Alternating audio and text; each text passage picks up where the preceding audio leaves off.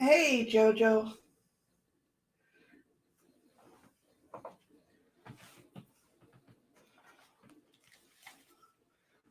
Not sure if I'll get anybody back, but we shall see. Hey, Andy.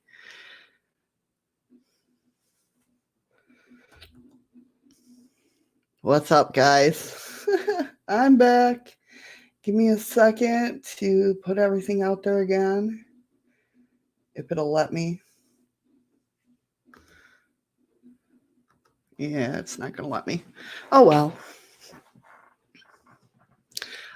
What's going on? Oh, crazy, crazy, right? I know. Gotta love rolling brownouts. Like 30 seconds after I left the stream, the lights came back on. Told you it was a Monday. I told you it was a Monday. Can you hear me okay? Did I turn the sound on? Yes. Oy vey. Yeah, so like 30 seconds after. I don't know if anybody else will get. Yeah, right. No, it's not that kind of brown out. No, it's the time of year where the whole town goes dark for like 10 minutes, 20 minutes at a time. So we'll see. We'll see what happens. It's that time of year. I don't know why it happens. I think because of everything melting, it messes with everything. But who knows? Or we just might have more people coming into town.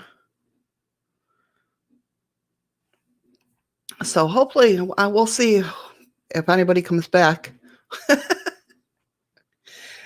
Poor Boomer. I thank Boomer so much for sticking in there for me. It was awesome.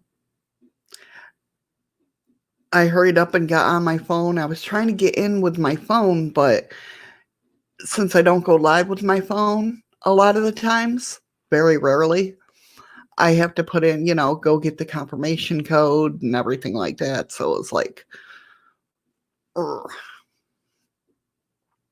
I know, right? I had just gotten back on YouTube through my phone when I heard him say, "Oh, you don't have to put me on Spotlight." Hey, Carol, how you doing? I'm like, Boomer, I didn't mean to put you on Spotlight. Thank you, Andy. I appreciate it. How you doing, Carol? How you doing, Jojo? What's going on? How are you? It's already been a crazy morning. Oh,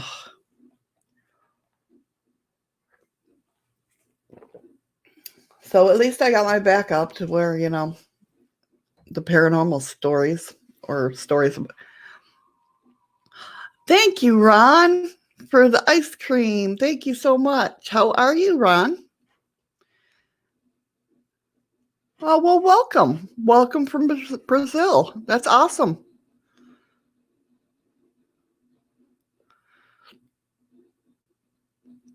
Yeah, we'll definitely do story time. I have them up and everything.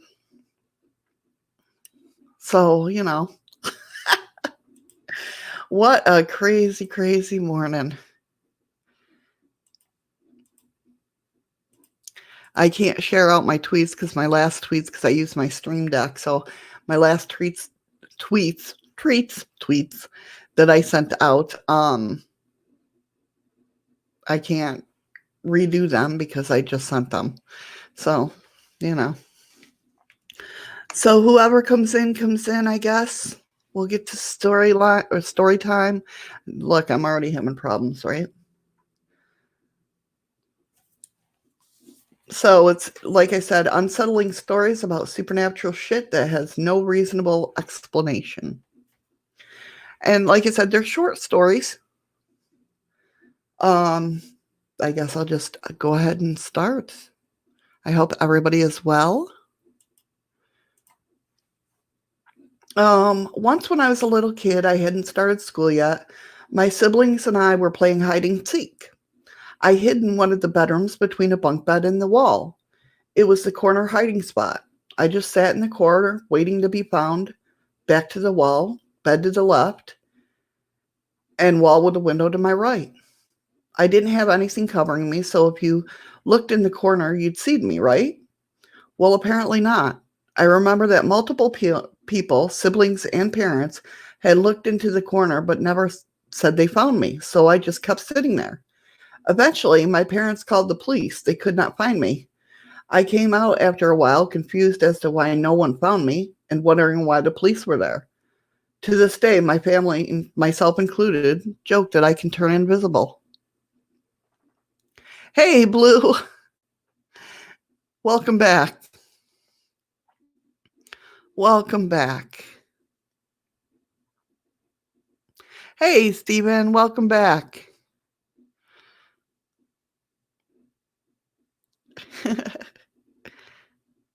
Crazy, crazy.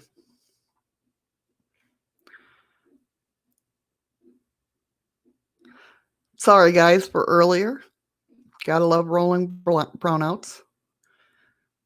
Like I was telling Andy, 30 seconds after I ended the stream, it came back on. The lights came back on. And by the way, Andy, I don't have electric bills. I live and work in a hotel.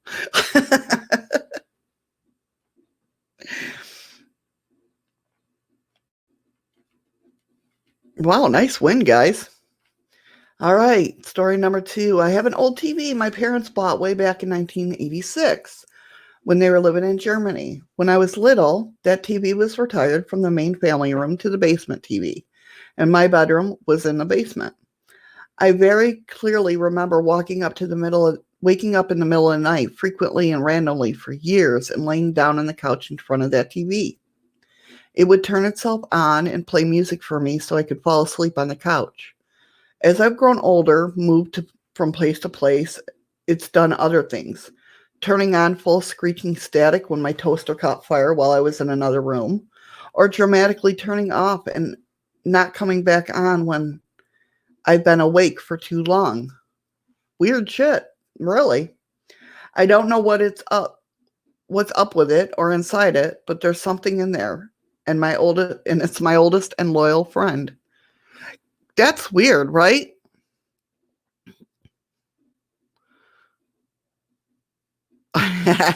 Andy. Naughty. So yeah, this TV is like a freaking dog. I mean, it woke him up. Um, play music for him so he could fall asleep.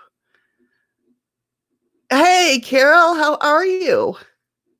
Carol loving it in Alaska over there in D Live. How are you?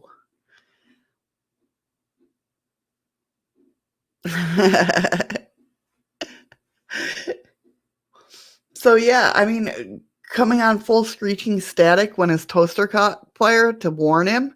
I mean, that's wild. That's wild to me. Like I said, these are just short little stories. But stuff that you really can't explain. You know?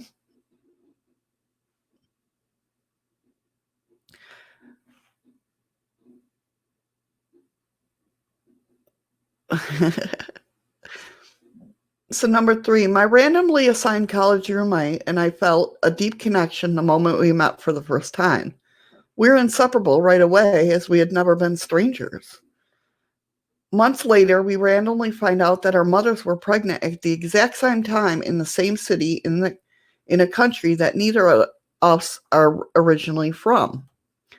They were in a country for 2 completely separate and oddly specific reasons.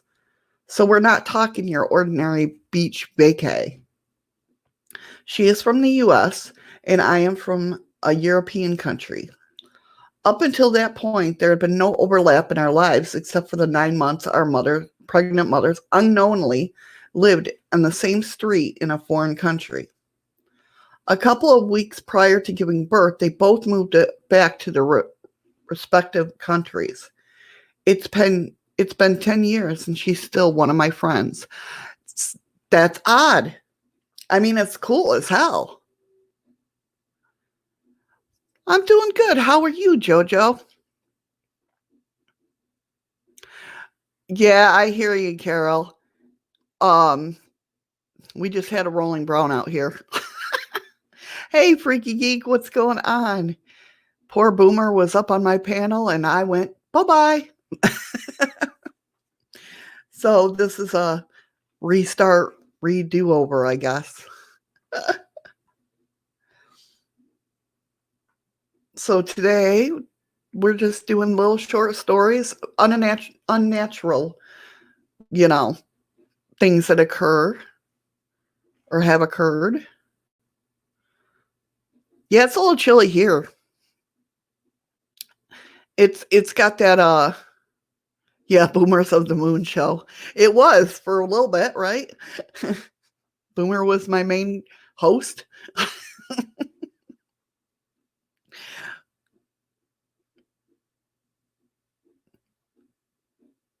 Boomer was my main host until we just ended. Right, Freaky? I was born. That's kind of unnatural.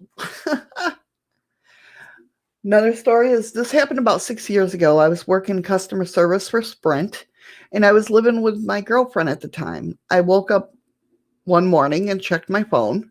I got a message from our mutual friend, R. It said, dude, what the fuck? Did Jamie, my girlfriend at the time, text me? I was confused at the text, so I shook Jamie awake and told her about the text.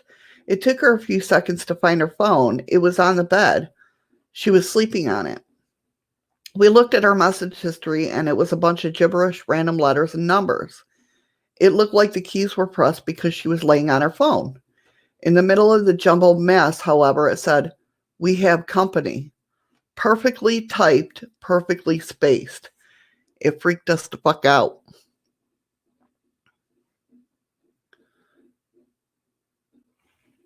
That would be weird.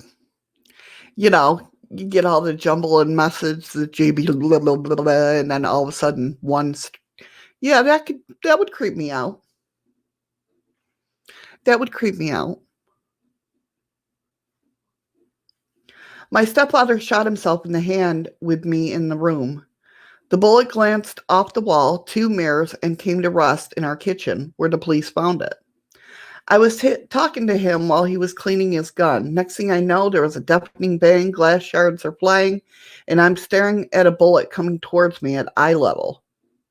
After that, on the other side of the door, it's closed, and I'm sitting where I had been standing. I get up and walk to where my mom was sleeping, and at that time, my father charges in with a towel rapidly soaking in blood, screaming bloody murder. He had knocked all the bones out of the last two digits of his finger, or of his hand. To my knowledge, there were no holes in the door, but there was chips in both mirrors and the wall from where the bullet had hit. So somehow he got moved. Wow. Right, Andy? I wouldn't be liking that either. That's wild.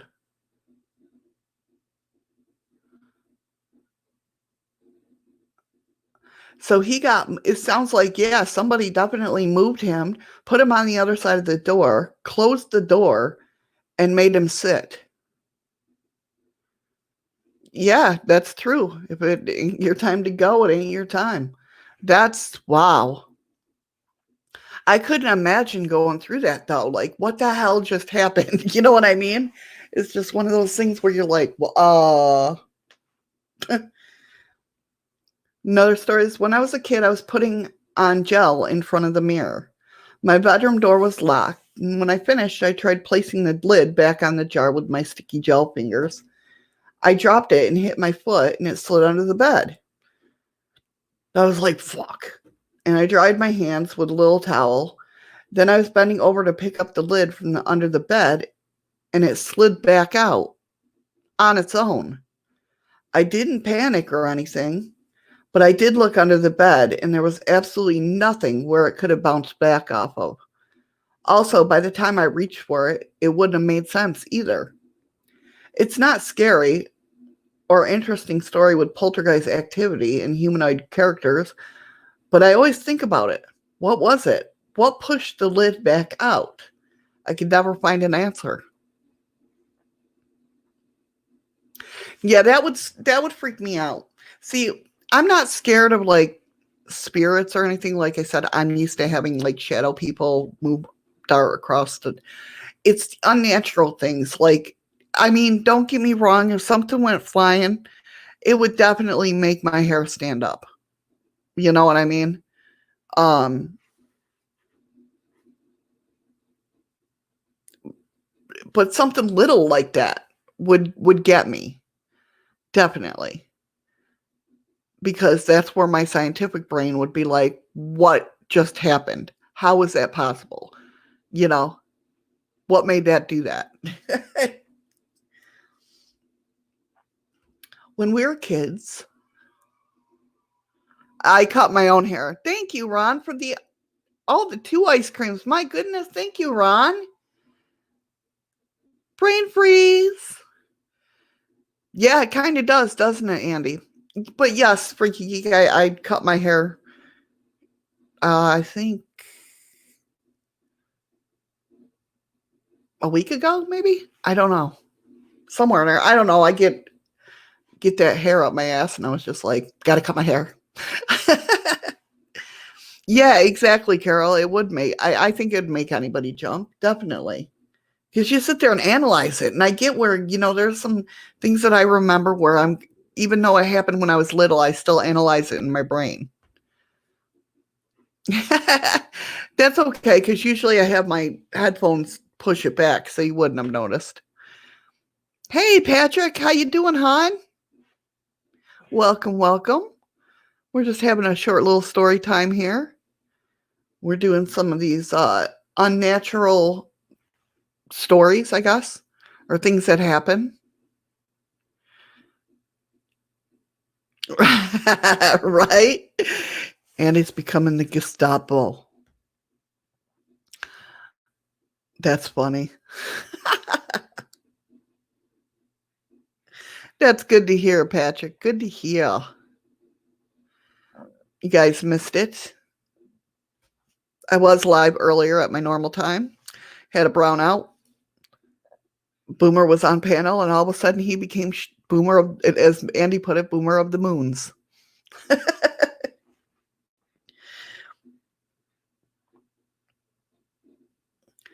And he was the host of the show. Another one is when we were kids, my sister and I saw what we were convinced was the Easter Bunny. Admittedly, it was late at night and through a glass window, but it was very Harvey. I'm telling you, Harvey's true. Harvey's real. It was a very defined silhouette. In addition, the window was probably between 6 to 7 feet tall. One of those windows that line the top of the wall before hitting the ceiling. Here is the thing. Weirdest. Here is the weirdest fucking thing. The way it moved. It was kind of half hopping, but we could only see its head and ears. It was so disturbing to see the head and ears bobbing and flopping. I get that time distorts reality at times, especially being a kid, but my sister and I were more than 15 years later still agree on the exact same moment we saw it, and it still gives us the creeps. Yes, exactly, Freaky Geek. Harvey is real.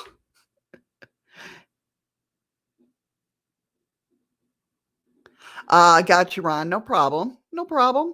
Like I said, it was a short stream. I think it was not even an hour long before the lights went out.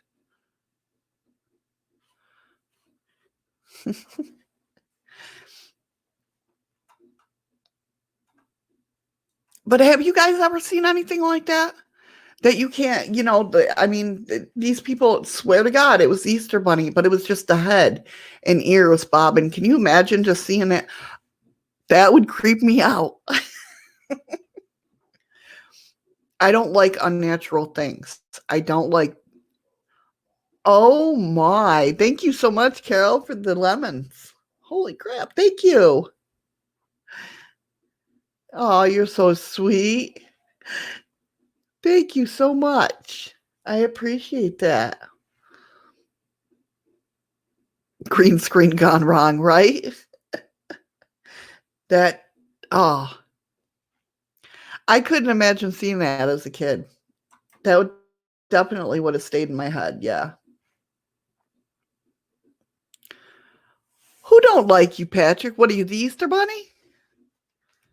Or are you Harvey? If you're Harvey,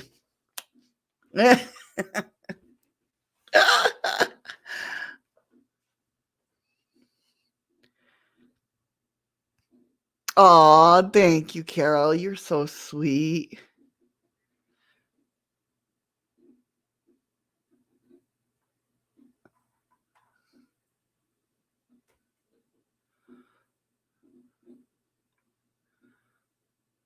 Wow. Was heading for the door of the tattoo shop a few weeks ago before shutdown. My mate called to me, and as I looked around, I saw a black dog laying in the road. Immediately looked back and nothing.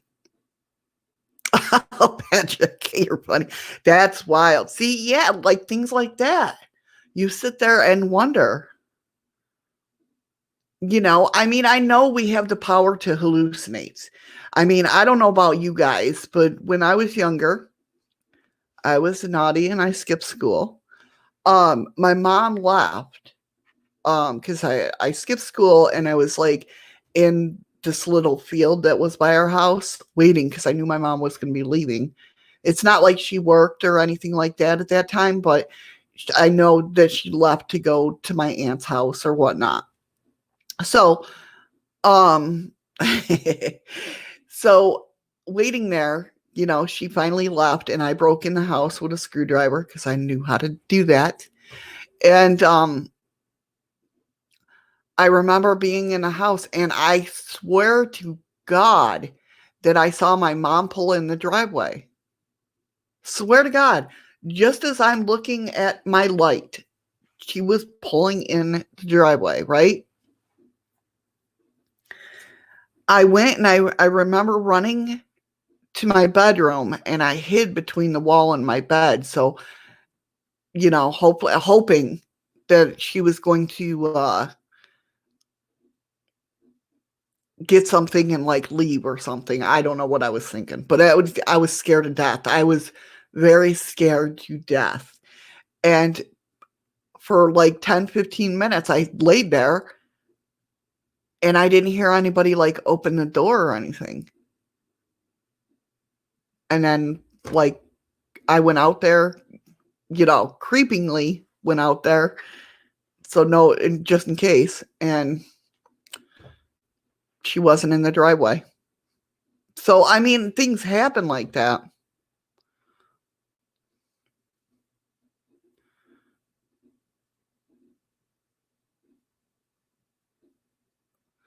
That's wild. Yeah. That is definitely wild, Andy. Wow. I don't think I ever skipped school after that. I was like, nope, not even happening. Who the hell's calling me? I'm live, people. I'm not answering the phone. Wow. See, and it's like you remember those little interesting little details. You know what I mean? It was Freaky Geek.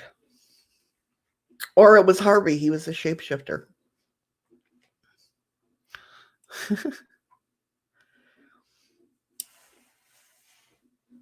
So most of us or must have been around 8 years old. I was at school and I had left my lunchbox in the lunch hall. This is in London, and the building has been there since the 1800s. My mom worked at the school, so the rest of the kids had left, and I'd been waiting in the empty playground for a short while before going to retrieve the lunchbox. Only windows in the hall were high enough, and the sun was setting on one side, so my shadow was cast long across the huge room. It took a few seconds for a heavy wooden door to swing shut. I scanned around the hall to see if I could spot the lunchbox, and suddenly it felt as if a cold gust of wind moved right through me. Then the shadow of another small boy appeared next to me. Safe to say, at that point, I didn't stick around and I ran back out into the sun.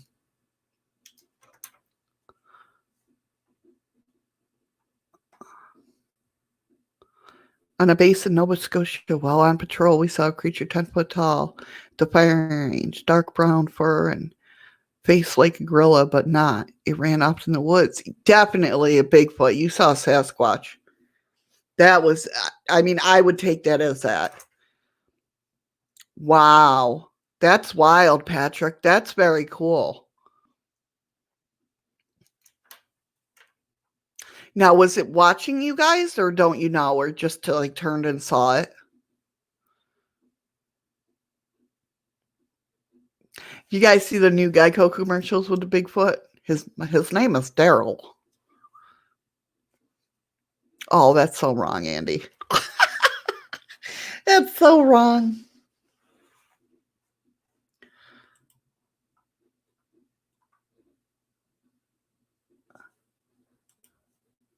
So how about these? Here we go. I'm kind of scared to read these because I'm being a mom. These are parents describe their kids' creepy imaginary friends that are probably actually demons.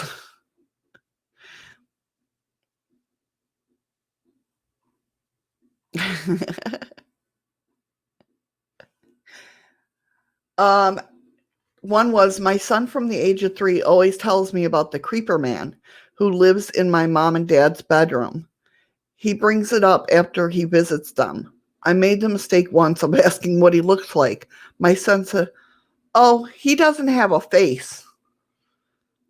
I couldn't imagine my kids doing that. Oh, no. No, no, no.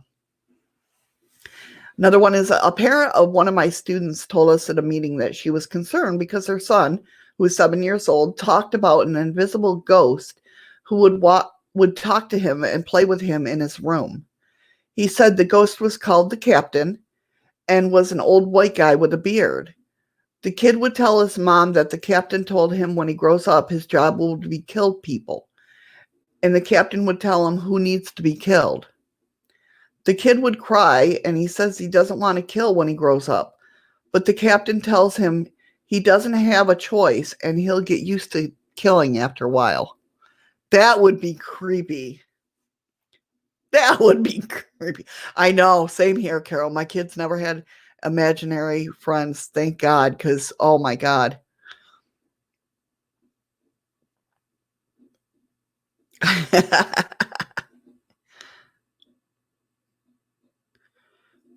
Wow. That's wild, Patrick. We caught it in the headlights of the police car. It froze like a deer in the lights and then grunted and ran off. Wow. Now, how did being a military police, how did, like, was everybody like hush hush about it? Like, we didn't see shit.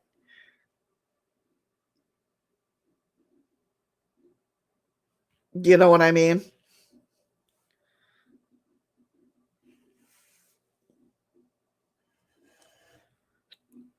Wow. Hey, Lunar, how you doing?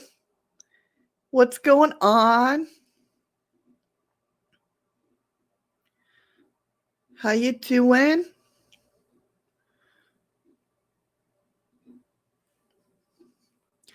Yeah, I'm so thankful that my kids didn't have imaginary friends. My youngest daughter hasn't said or done anything to ever freak me out. Um, but my son, there's a couple things. Well, if you guys were here that night, he told you the story about him seeing that. That freaked me out the most out of everything. But when he was like 6 years old, he sat there and he was like, I mean, kids, he goes, I remember being in your tummy. Because I used to do the whole joke with them that I used to watch them when they were in my tummy. And they're like, how? And I'd flip my eyes and, look down and be like, see, I can do that. And I'll check. I don't ask. I don't know. But I would check on you as you were in my belly, or my tummy. And but my son swears to God that he remembers being in my tummy. He remembers it being really loud in there and that it was red.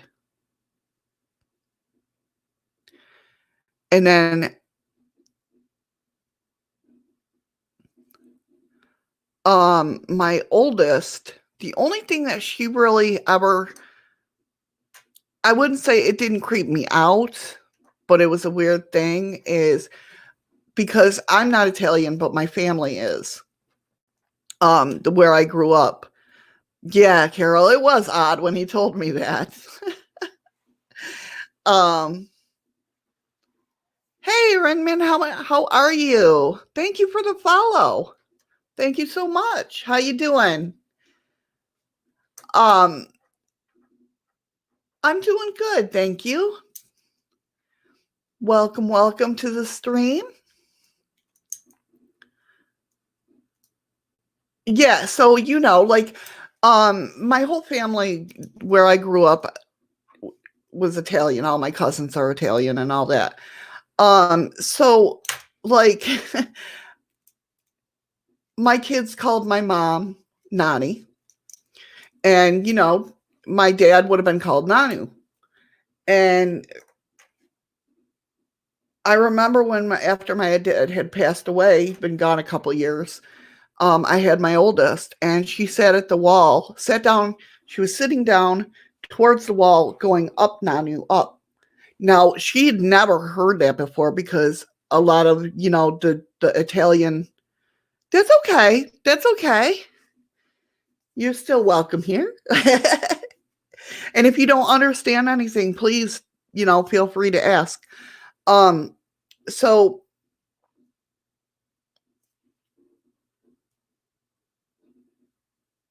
a lot of the male Italian in my family have passed on or whatnot. You know what I mean?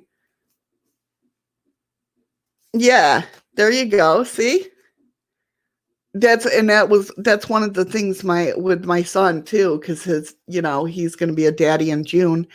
I mean, he's a daddy now, because she's pregnant, but he's going to be a full-fledged daddy in June. And oh,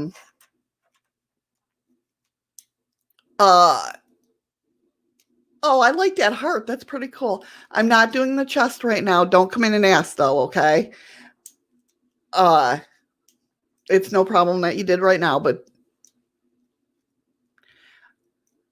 so anyway, there's no way she would have known that word at all.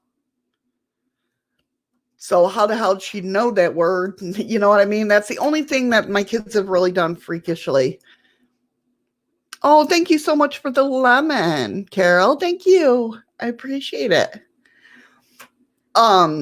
Yeah, so it's kind of weird. That's the only two things that my kids have really done when it comes to strange like that. Thank goodness.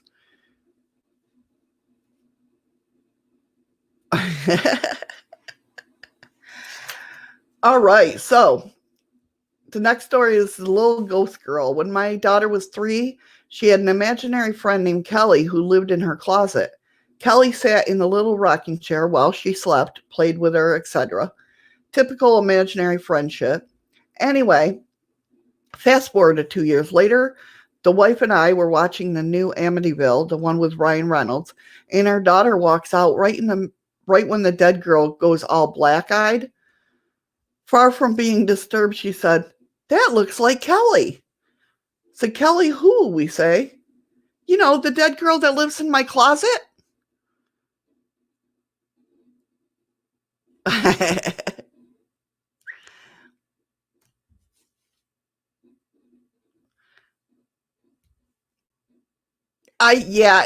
If my daughter or my son did that, any one of my daughters or my son did that, I would have freaked. I would have been like, "Excuse me?"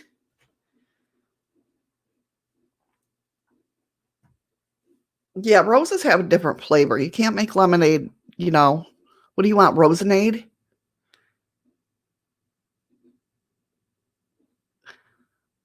Yeah, that would freak me out if my kids said anything like that. Definitely. Definitely. Bad rabbit. My cousin, when she was 5 and I was 17, had stuffed rabbit that she talked to and carried everywhere. One day she was asleep on the couch while I was watching her, and she woke up and started yelling at a rabbit for no reason. One minute she was knocked out, the next she's awake, glaring at the rabbit, yelling, "No, you can't do that. That's bad. Don't do it." Repeatedly. I asked her what was wrong, tried to get her to stop, but she wouldn't listen. I finally just took the rabbit up to her room, and when I came back down, she was sleeping on the couch again. He's like, "Fuck whatever that rabbit was planning on doing." That's another thing that did happen to my oldest daughter. "Hey, Anton, how you doing? Good Monday morning to you." That's right. I'm a firm believer of that too, Anton. Definitely. Oh, really? You scared your sister after she went to the movie to see the Exorcist movie? Oh, no. You talked in a deep voice when she walked in. Oh, man. That would be one way to, yeah, definitely. That's funny. But I will say that did happen to my oldest daughter. She had a doll, and I know most of you have ever heard of the story before where she had a doll where she would like wake up in the middle of the room going, "Get it out, get it out." And we even put it in a part of her room she didn't see. In her back of her closet, there was a little crawl space, I guess. And we put it back there, and we put it back there, and she knew it was there. She's like, "Get it out of my room." Finally, my ex dismantled the doll and took it for different dumpsters and plate so it wouldn't be together. The pieces wouldn't be together. I bet she freaked out. I would have freaked out.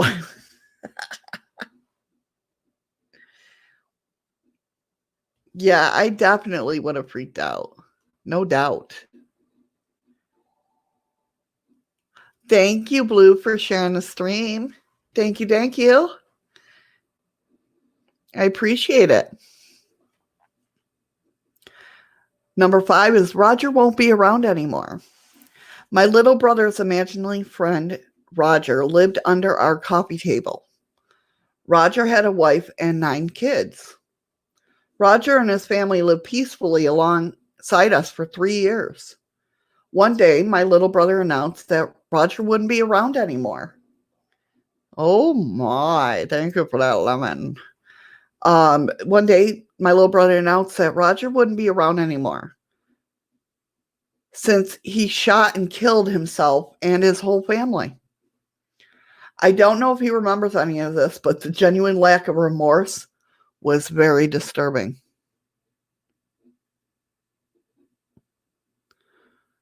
I know, right, Freaky Geek? Maybe that wasn't a good idea, but it never, knock on wood, it never came back to haunt us or whatnot. But yeah, that was a freaky doll. And it was just a normal, baby doll you buy at the store, the plastic ones where the arms move and the legs move and it's got the curly brown hair. Okay, Carol, hurry back, hon.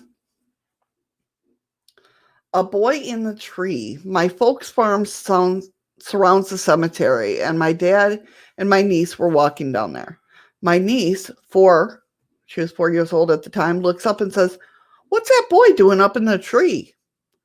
There was no boy, but she insisted there was and could describe him to a T. Kids can see shit, man. Another one, the Bunny Man. See, Harvey.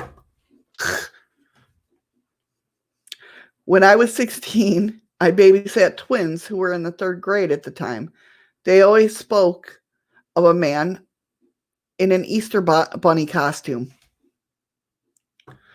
and they were terrified of him. One day I was babysitting, and one twin was in the shower. His brother and I were sitting downstairs watching television when all of a sudden he said, "You need to go check on Matt." Seconds later, Matt yelled, "He's here! He's in here!" I ran upstairs and had to check every room before he would calm down. I'm not sure what part of the experience freaked me out the most. Yeah, I can understand that. Can you imagine babysitting twins and one says you need to go check on the other one? Yes, I did know that, Patrick. Yes.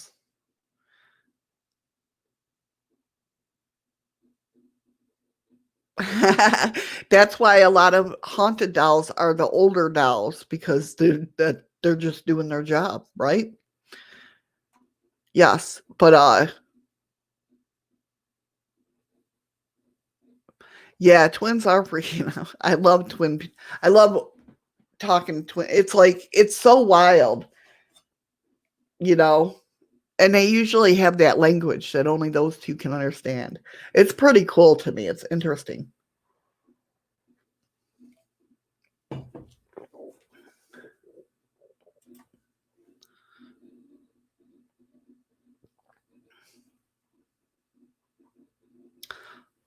Here's a little one. My mom was younger. She had an imaginary friend named Shaggy.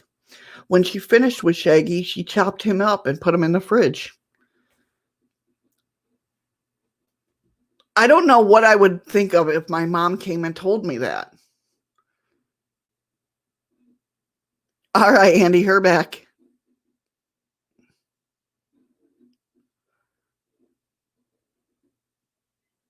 Yeah, right? I don't know. I don't know. I know some twins that had that language.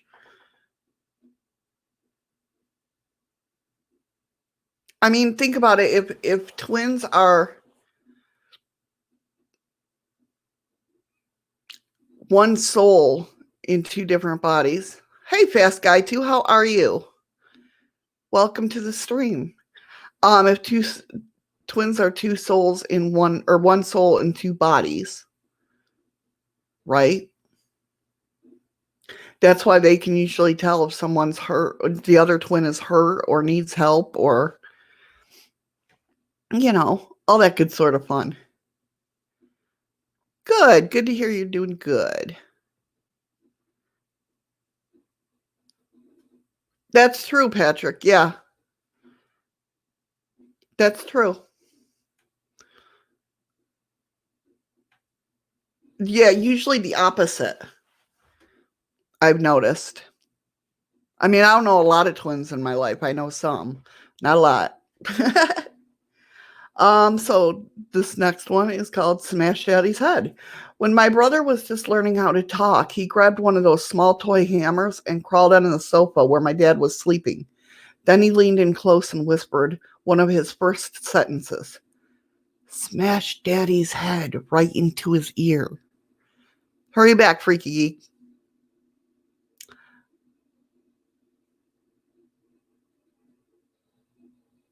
Yeah. I don't know how I would take that if my kid said that. And that was one of his first sentences. I mean, hey Claire, how you doing? Welcome, welcome. When my brother was little, he acted like he had angels talking to him every second. One day, my mom overheard him say, I can kill him. I can't kill him. He's my only dad. See, stuff like that. If my kids hearing stuff like that, that'd freak me out. Another one is my daughter used to tell me that about a man who came to her room every night and put the sign of the cross on her forehead. I thought it was just a dream. Then my mother in law sent over some family photos. My daughter looked right at the picture of my husband's father, who had been dead for 16 years, and said, "That's the man who comes into my room at night." My husband later told me that his father would always do the sign of cross on his forehead when he was young. That's cool. I'm sorry to hear that, Claire. That's cool. That's just Grandpa doing what he does. With decaf, Andy, how the hell can you drink decaf? This one says, my wife and I overheard my 2-year-old daughter on the baby monitor wake up on Saturday morning and say, "What? Okay, I'll tell her." Then get up and come into our bedroom and told my wife, "Mary says you're doing a good job." Mary was her grandmother that she was extremely close to that passed away. See, no doubt that kids are more in tune to the spirit world. They definitely are. Oh, understandable, Andy. I get that. Okay, I'll let you off the hook this time. Oh, just 53 more to go, and Happy Canadian will get knocked off as stream boss on my D Live. Woo! Getting down there. But can you imagine? What? I could see one of my kids doing that. What? Okay, I'll tell him the message. Yeah. Oh, God. As a kid, I said that my imaginary friend was a ghost. I called him Spooky Guy and said he died in the garage of the house in the hill behind ours. I even came up with his death. He was a 16-year-old who got into a car crash and walked into that house to ask to use the phone and died in the 70s. The person lived there, grabbed him, and sexually abused him and killed him. He was my imaginary friend as far back as I can remember. This scared my mom so much that she tried to look up records to see if it happened and then got me a therapist. Because that's usually, hey, Soledis? Did I say that right? I'm sorry if I didn't. Thank you so much for the follow. Right, I hear you, Andy.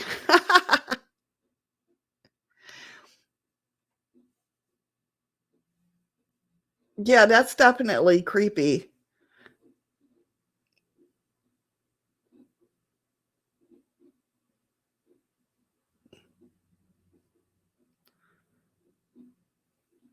In high school, one of my best friends had a sister who was 5 or 6 years old. One day we stopped by his place completely high because we needed to get his magic cards. While waiting for him, if anybody don't know what magic cards are, it's a Magic the Gathering game.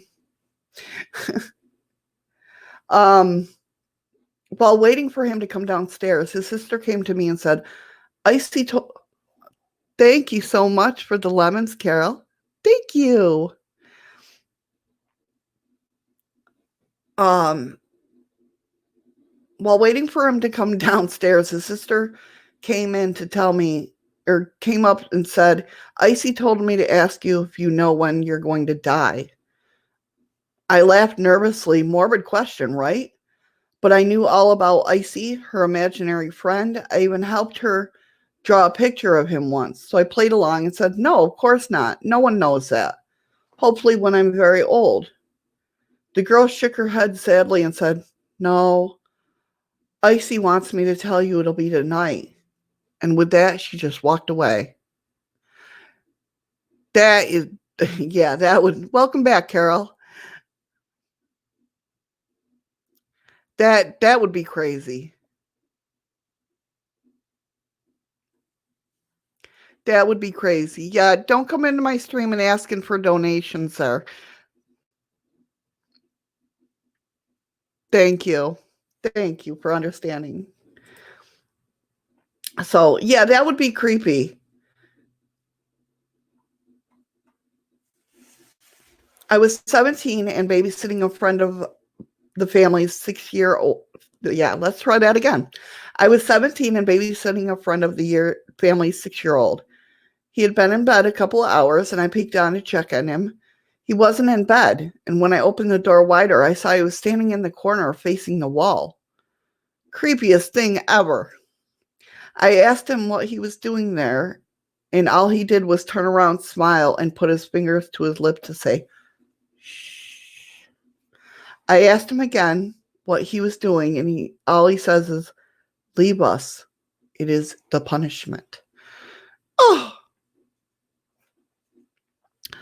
Ron was there, but I'm not sure where he went, actually. But I will give you moderation. I trust you enough. Welcome back, Lunar. That's okay, Mary. No problem.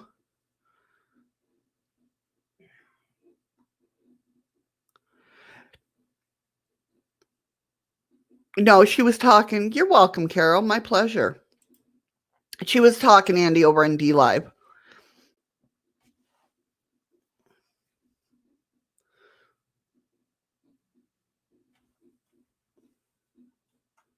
Yeah, I couldn't imagine, especially if it was somebody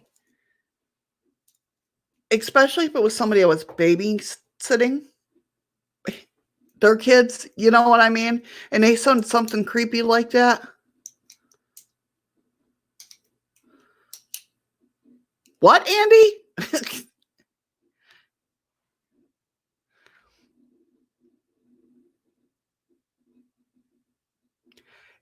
You see that? Now, do you guys see what I'm saying? Andy's comment there is not in my YouTube stream, and I'm pointing to it like you guys can see it.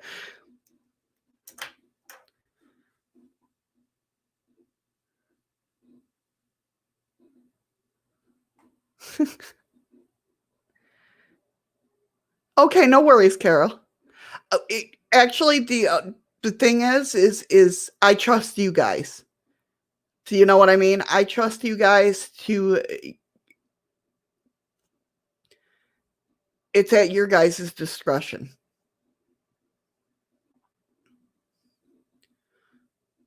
Do you see that, Andy? No problem, Andy.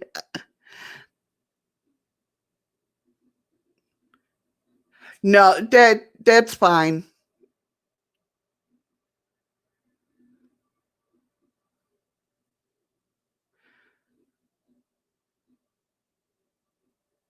Yeah. But yeah, did you notice that? Did you see that? That's so weird. So obviously there is a moderator in a YouTube moderator. But yeah, Carol, I fully trust you guys. Whatever you feel, that's usually how it goes. Hey, Shrimp Shack. Hey, Prince. How are you? Welcome, welcome. When it comes to my moderators, I trust you guys. I know it's an autocorrect. I get it. Believe me.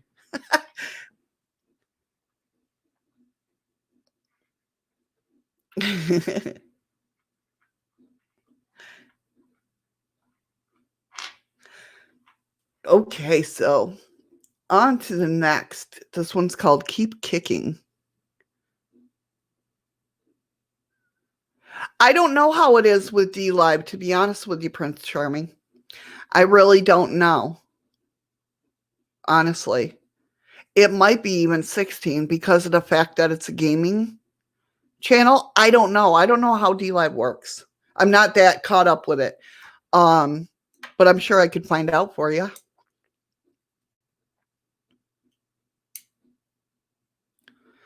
See, I'm really when it comes to my kids, I'm really is this is a Turkish platform site.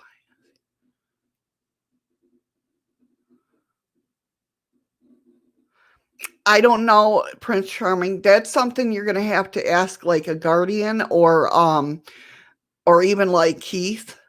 He'd probably know. Right, Andy? Um, yeah, this is mostly I think it started out in Turkish as a Turkish platform. Yeah, that's fine, Carol. See, with my kids, I'm really lax. I think about my son. My son's been gaming. I mean, now he's 22, so it doesn't really matter. But like my son was a gamer since he was young. You know what I mean? So him streaming, him gaming never bothered me. I'm very relaxed because my kids, I taught my kids right for wrong. Like I swear around my kids all the time. You don't hear one of my kids swear to me or swear around me. Even my 22-year-old son, well, my 26-year-old daughter, they don't swear around me because they feel odd swearing around me. I just have a very different, I have a very lax relay. I mean, don't get me wrong, my kids got punished, but I'm very lax when it comes to my kids and they know they have a good head on their shoulders, if that makes sense. So when it came to his streaming online, he's been streaming online for years.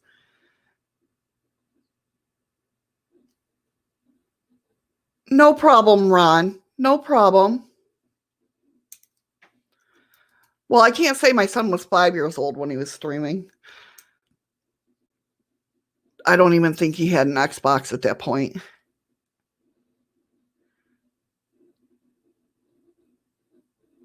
No, no, that's what questions are for, Prince. That's what questions are for. But I mean, there are some where I involve my kids in a lot of things that I do. If had I started earlier, I mean, my youngest daughter's not really into YouTube and all that. She likes watching YouTube, and she's 13. But if she would, she'd be up here streaming with me. Same with my son. If I started years ago when my son was younger, he'd be up on here with me.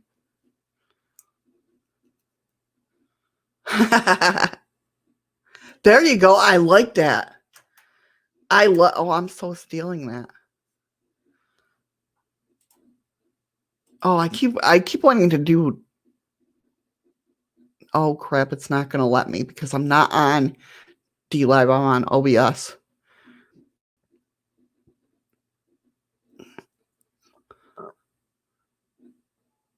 Oh, my daughter had at 5 years old. She had her. It wasn't the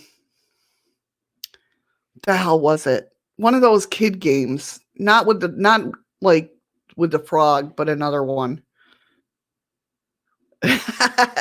I knew what you meant, Carol. I know. Autocorrect. It gets you every time, I'm telling you. But she had I like that one too, Blue. I like that one a lot too. But she had a handheld game because she wanted to be like her brother and play video games.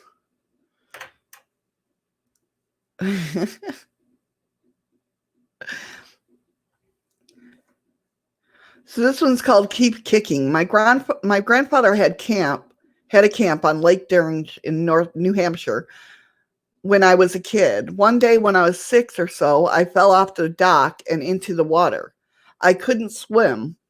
While under, I distinctly remember seeing a girl down there who told me to look upwards at the sun and just keep kicking and I'll be fine. I swam up to the surface just in time for my grandfather to swoop me up and pull me back onto the dock.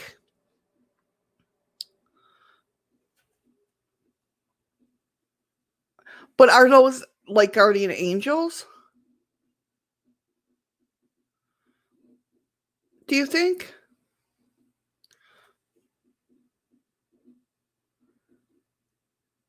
Oh, yeah, well, yeah. I can understand that, Prince. But to each their own. I mean, if they're casting and they're just playing games, I don't see what. I mean, obviously, the 3-year-old didn't know how to turn on the machine. You know what I mean?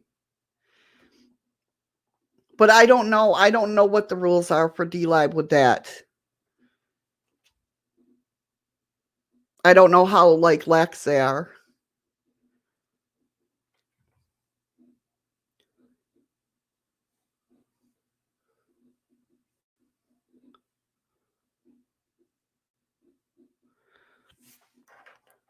I can go live on Chromebook. Now with Chromebook, can you get with Chromebook, can you get like anything like StreamYards or Restream? Oh, I hear you, Carol. Definitely.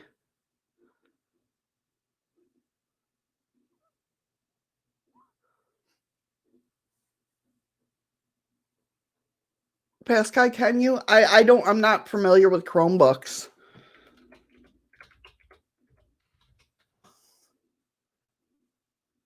Like you can get internet, right? If you can get internet, you can get Restream or well, Restream or StreamYards and go that way, that route. I mean, you won't have like the fancy how do I want to say? I don't know my Chromebook you can do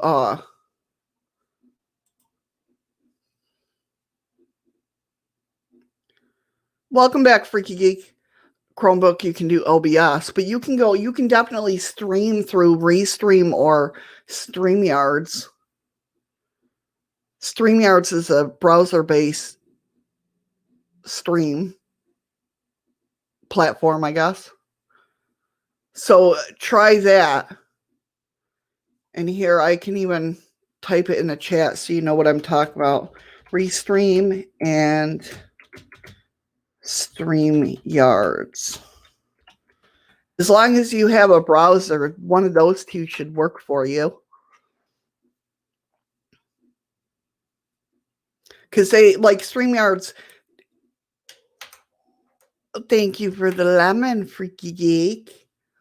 StreamYards is what I'm using now. I always use StreamYards to stream, but it's through my Chrome, my web browser. It's not like I didn't have to download anything like OBS and stream through there, if that makes sense.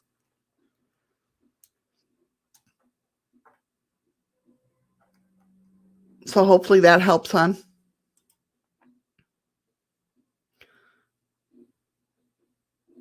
But any one of those should work for you. And Restream does the same thing. I think it's just their website they go through. Okay. Yeah, check it out. Let me know if that works for you. Blue's over there lurking. Freaky geek, right?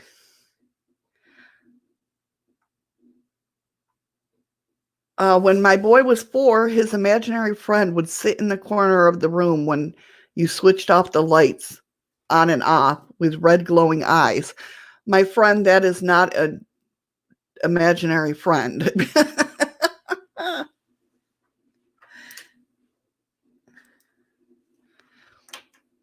I mean, that's just my take. Oh, thank you for the lemons. You guys are awesome.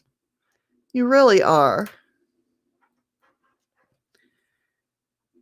Kids I used to babysit had imaginary friends. They were dead.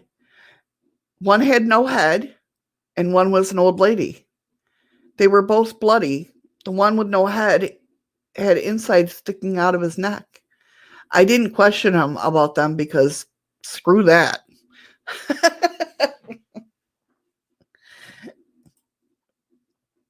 Can you? That reminds me of the what's a on my favorite ghost. Shouldn't say my favorite ghost. My favorite horror movie is 13 Ghosts.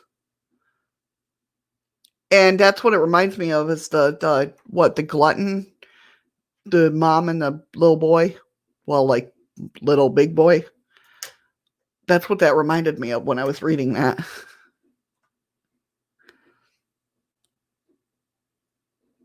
Billy Bass song.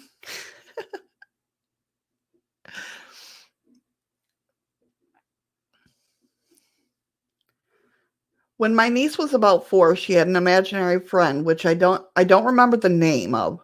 She would blame things she did on this imaginary friend, but also talked about how this friend would watch Scooby-Doo with her. One night I thought, why don't I find out more about this friend? So I asked her to tell me about her friend, and she said, she's a she, and she's dead. And I said, okay, does she have a job? And she said, she does what my daddy does, which is that her imaginary friend was a cop. Okay. So I then said, where is your imaginary friend, a policewoman at? And she said, right next to where daddy is a policeman. And I said, okay. But when she said, I met her when I was in mommy's belly, she touched me when I was inside. A few months before my niece was born, my cousin Tracy had died. She was hit by a train. She loved watching Scooby-Doo and had tons of memorabilia. She was also a cop, and she was a cop in the town that is right next to the one my brother-in-law is the cop in, my niece's daddy. So my niece's imaginary friend was my dead cousin. There's no other way she could have known all that at the age of 4. I have seen Drop Dead Fred a long time ago. It was a funny movie.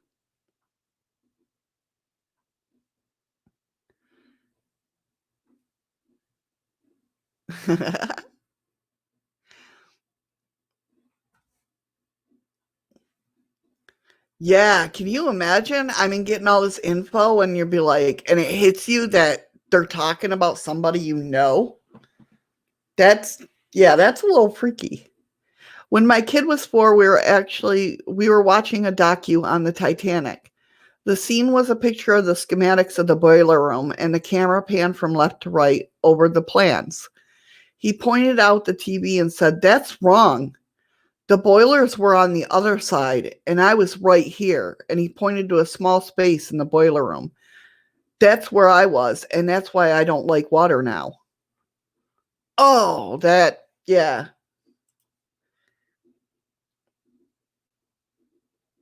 Yeah.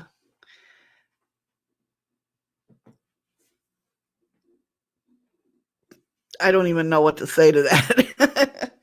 Reincarnation, anybody?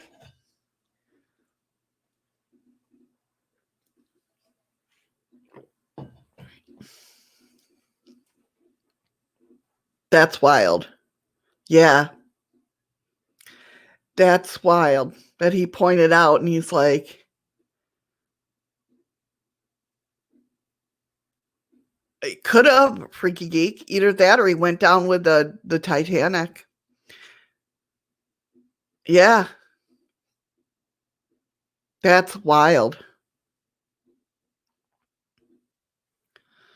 When my sister was probably 6 or 7, she had an imaginary friend called Emily. She's told us I've noticed that a lot of imaginary. Thank you. Oh, Carol, you got me that time. I jumped a little bit. Thank you so much for the ice cream, hon.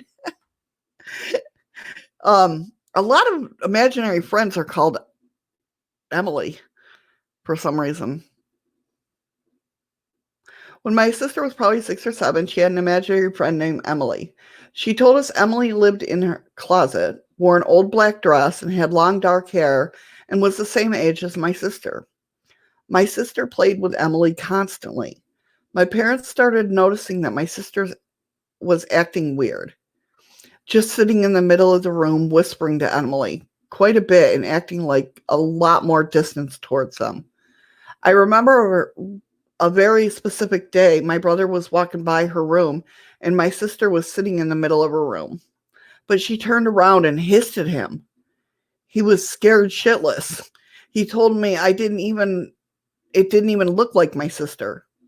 My parents ran up to her room and I could hear my sister just screaming as loud as she could. Get out! I have no idea what happened in that room, but I ran to the bottom of the stairs and the screaming stopped.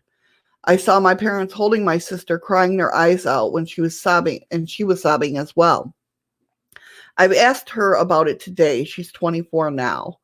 She told me that Emily used to tell her to do horrible things to herself. She actually used to wake up on the roof and not remember how she got there. I'm not kidding. Apparently, Emily absolutely hated my parents, so she turned my sister against them. She hates talking about it, so I never brought up that specific night. This all happened at my old house. When we moved into a different house, Emily was gone. I'm not making any of this up. My sister's little friend was a really big deal to my family and messed things up for a long time. I'm just relieved we left that house. Yeah. I'm glad they left that house too. That's freaky. Not even freaky geek, just freaky. I think it could be one or more of those things to reside within someone. As in like, hey Rainbow, welcome back. um as in like, what do you mean, Andy?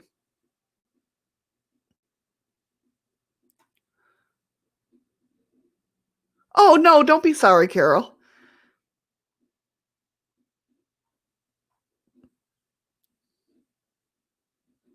Okay, freaky geek.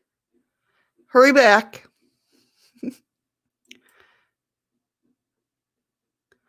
Yeah, she definitely must have been just haunting that house. I mean, that's creepy. And you can tell by this person how terrified they were for their whole family. Do you know what I mean? I mean, that's as in voices taking over the person when yeah, I believe anything like that can happen. Definitely, especially if that person believes that spirit is there or that imaginary friend. Okay, Patrick, take care, hon. Thank you so much for coming in.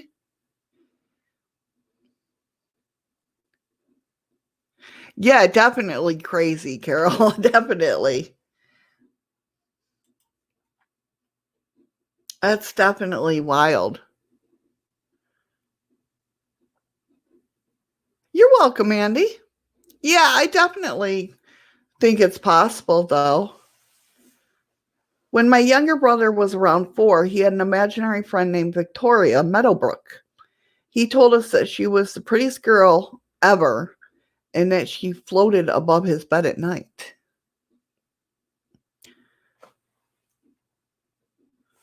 When my older daughter was 2 or 3, she used to have a couple of imaginary friends, Dodo and Dee Dee.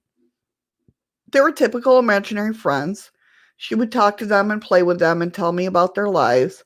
Then when she was about then one day, when she was about 3, she was talking on her playphone. When I walked in the room, she hung up her phone and said to me with a completely flat voice and deadpan expression, "The evil is coming."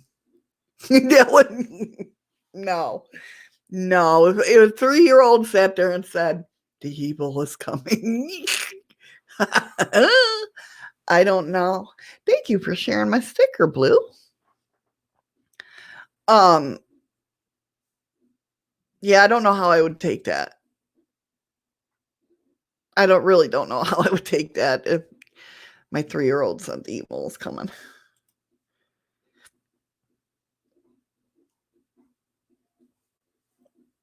That was the end of those. Um, Another story. For over 2 years after his death, my partner continued to receive texts from her dead son.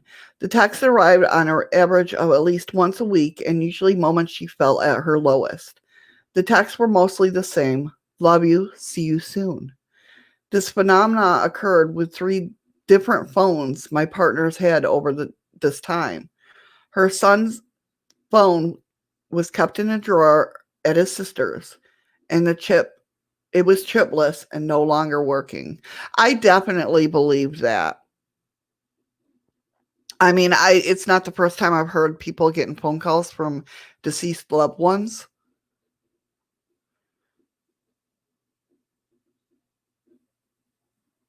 Aw, sorry, Rainbow, that you're having trouble there. Right, Andy? Aw, thank you, Carol, for sharing my sticker. Welcome back, Freaky Geek. Yeah, I've heard of people getting phone calls and messages from loved ones. Although I did read about that. Did you read about that? It was on Facebook about that girl that kept texting her dad. She didn't know the phone number had recycled. Her dad had passed away, and oh my! Thank you so much for the lemon, Carol. Um, no, no worries there, Andy. Um,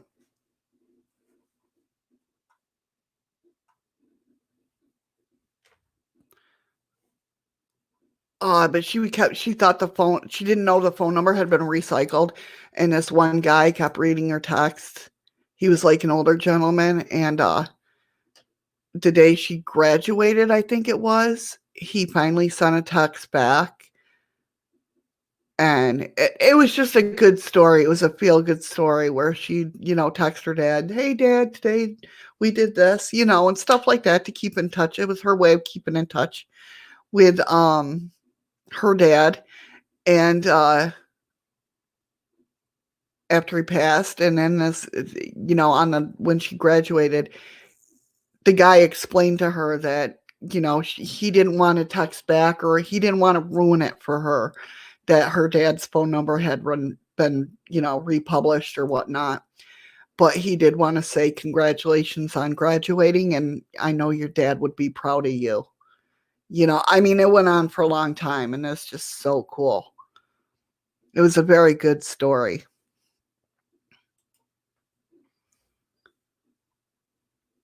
I'm sentimental like that. Especially when it comes to daddies and daughters. Nothing against moms and sons. I mean, me and Ryan are, obviously very close, but, you know, I'm a daughter first. So, this one says, when I was in middle school, I lived on a hill that had a graveyard on it. I had a friend who pulled an all nighters with me in the summer. It's light here pretty much all night. So it was never creepy. They must be in Alaska. No, I don't know. As we were heading down the hill, I don't know why, but I glanced back and I saw a little girl in a white dress. This was about 2 or 3 a.m. I stopped and she walked into the woods, which that's where the graveyard was like 100 yards away from. I asked my friend if he saw her and he did, but both thought it was weird, so we went up to see where she went, but saw no sign of her. 3 years later, I have a class in high school with a teacher who loved local ghost stories. So every Friday, he tells us one or two new ones. Then he talks about the girl at the Hill Cemetery, and it snaps back to me. I got chills from the thoughts. My friend and I decided to visit the graveyard at night because we were dumb and young. 5 minutes later, someone walks up looking pale, asking to leave, points to the woods, saying a little girl just tried to talk to him, and I felt like we were being watched from the trees. That's creepy.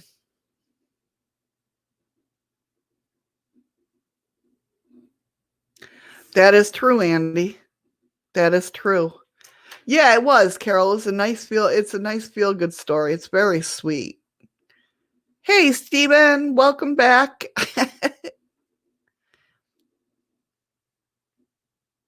Aw, no worries, Rainbow.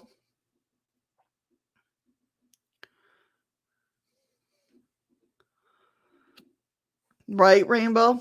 I hear you. When I was maybe 11, I was in the living room and I could see directly down to the short hallway to my right. And I could see all four doors leading to the rooms and bathrooms. My door was at the end of the hallway on the right hand side. All of a sudden, my door handle started shaking violently, like someone really wanted to get out of there. but it didn't have the strength to fully jostle the handle up or down enough to open it. The air conditioner was off. Only the only pet was with me, and the only other person in the house was my mother, who had just gone to the opposite direction to the garage. Steven, you calling me a hoe? I'm joking. I'm joking. Then they start talking about black-eyed kids. So a month ago, my friend was talking to me about these creepy ass kids that were hanging around his house. He seemed scared, like I was about to shit his pants, and he doesn't scare easily. He said they always want to use his phone and wanted to come in, but he always said no. A week ago, he told me that he was going to let him in, and I didn't really give it any attention. But he's been missing ever since. I've gone over his house, but it's creepy and his cell phone number isn't going through. Does anyone know what happened to him? I've heard about black-eyed kids just now, and I don't know what to do. What they do. Is he alive? Please help. Seriously, freak the fuck out. That's creepy. I wish I knew when this was posted.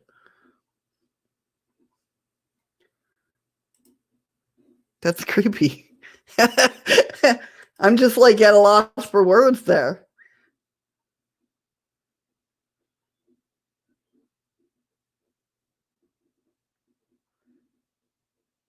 Because you think about it, I mean, there really isn't no reports of people actually letting them in. Oh my. Thank you, Carol. You're so awesome. You don't have to do that, hon. Right, Andy? No, I mean, there's no reports of like people letting them in and said nothing happened. I've never heard of any, and I've studied a lot of black-eyed kids. I've even studied about them growing up. um, so to sit there and hear that, I've never heard of anybody letting them in. So apparently this was a Reddit post, but right, Andy? Everybody's like, everybody's like, yep, he's dead. Like this person said, yeah, there are little to no reports of people actually letting them in. How do you know he'll be the one? He'll be one of them. Because this one person said, hate to break it to you, but you'll be seeing him as one of those creepy bastards any day now. Because you know how they are on Reddit.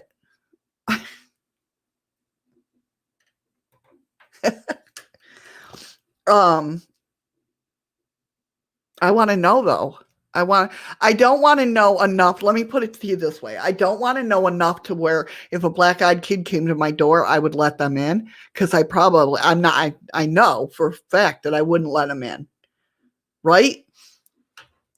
But I still want to know what happens when you let them in.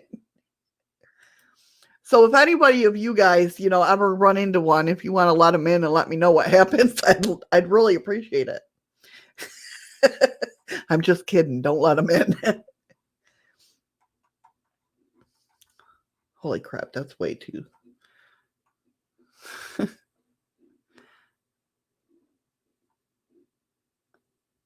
Yeah, I don't blame you, Andy. This one said, so I live in a big city in South BC, and it's 11:52 here as I type this. I had just gotten home from The Conjuring. Scary shit, I'm telling you. I was lurking on Our Creepy, which is the Reddit stream, and heard a knock on the door. I walked over confused because I live alone and I'm a recluse. As I approached the door, I felt pure terror. The feeling you get when you feel like death is imminent or you're facing your biggest fear. When I opened the door, I was shaking madly. I was staring face to face at a 6'3" teenage girl. She was still 4 inches shorter than me, but I felt like I was about to faint. She asked if she could enter the premises because her mom had left town and she lost her keys. She claimed to need a couch to sleep on and was cold. I blinked and screamed bloody murder, slamming the door in her face. I ran into my room and grabbed my revolver. Yeah, illegal, I know, and sat in the recliner facing the door until I dozed off. When I woke up, I looked outside and she was gone, but the word soon was scratched weakly into the door. Nope. Nope.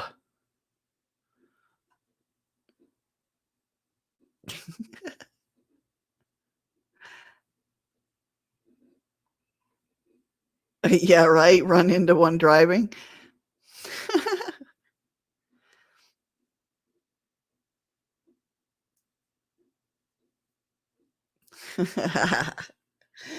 You're funny, Andy.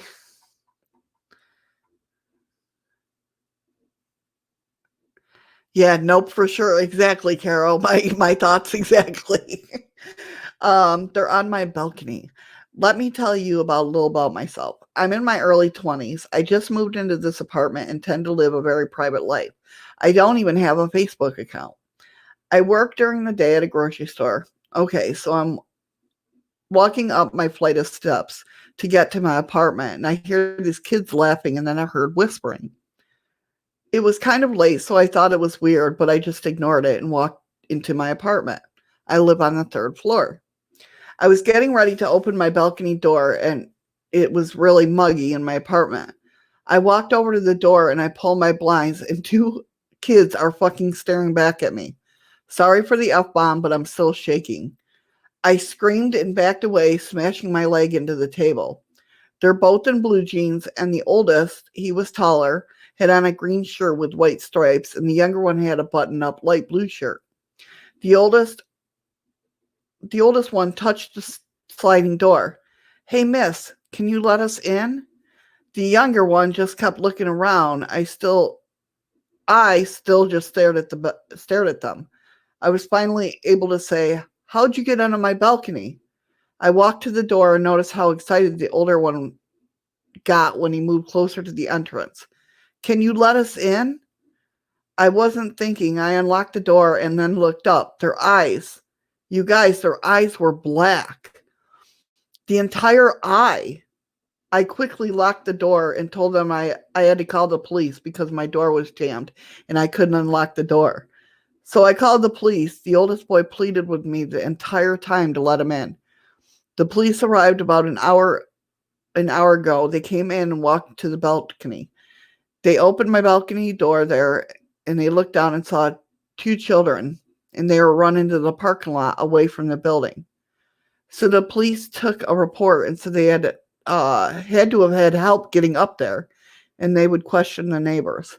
I'm freaking out. I'm crying. I don't want to stay here. But again, I don't feel safe going outside now. Yeah. Okay. See, this is where it gets creepy. This is what this is where my brain starts analyzing because these kids, if the cops saw them running away, obviously they're not spirits because they can't just poof. Although people have claimed that they were there one minute and gone the next, right? So what does that make them? Are they zombies? I know I'm making light of it because that's what I do when I get nervous, right?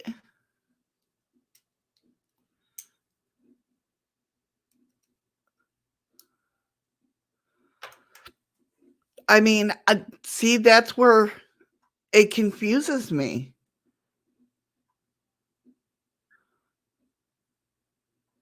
Yeah, right, Andy. I saw a sad face slowly moving back.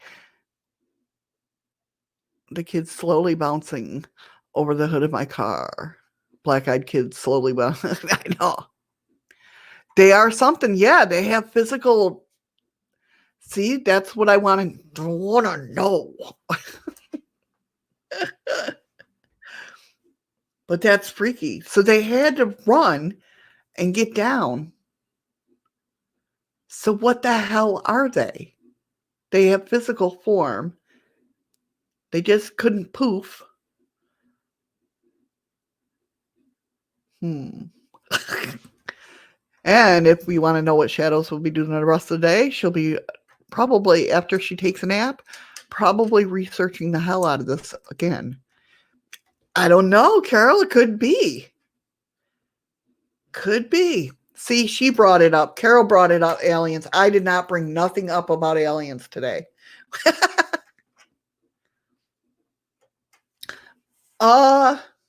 No, she was just saying as she wrote that hold on. The cops had left. Hold on. The police arrived about an hour ago. Andy, thank you so much, hon. I appreciate it. You didn't have to do that. Yeah, I get it. Hey, Herman. Thank you so much, Andy. That's so sweet of you. Hey, Herman, how you doing? What's going on? Hey, through the veil. Hello again. Sorry for my abrupt leaving, you know, earlier. I had a rolling brownout, so I was gone. Just poof, I gone. But yeah, so we're talking about, well, we're reading these stories about black-eyed children, and we just read a story where the police saw the kids running away, so they didn't poof. So how the hell, what are they? And then Carol brought up, you're getting your ass kicked at work? Really? What do you do, if I might ask, Herman?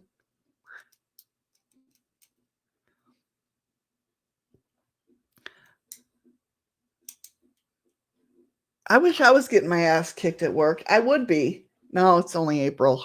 Season hasn't really. Yes, it sounds like fun.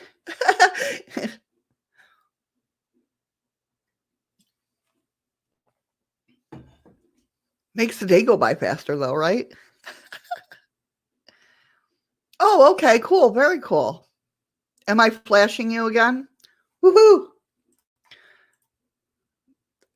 What it is StreamYards and OBS does not like to get along. So hopefully that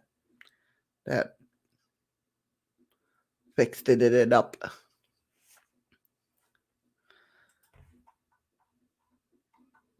So yeah, let me see about that, freaky. It's kind of like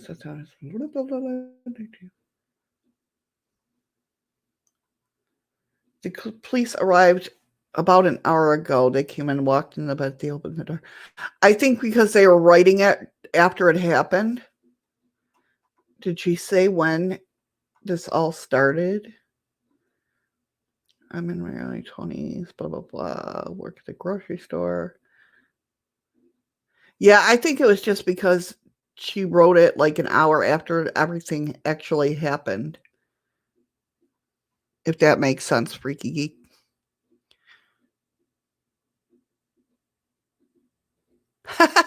Herman. Really? Am I flashing that bad? Am I flashing that bad? Seriously? Guys messing with me.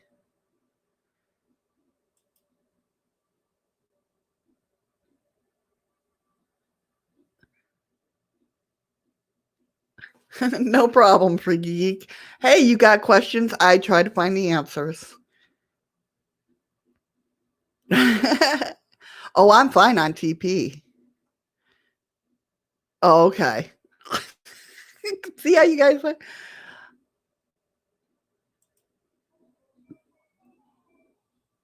Oh my goodness. Thank you so much for hosting me, Herman. I appreciate that. I was like, what is that notification? I've never heard that one before. We're fine here. That's the beauty about living and working in a hotel. We have toilet paper.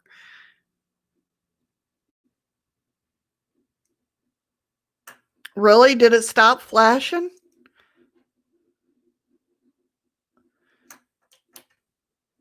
They don't like playing with each other, OBS and StreamYards. Yes, I appreciate that so much. You're so sweet, Herman. Thank you. After the day, because I started the stream like almost 3 hours ago, and then we had right in the middle, I had Boomer up on panel, and right in the middle of it, uh, I had a rolling brownout and lost all electricity.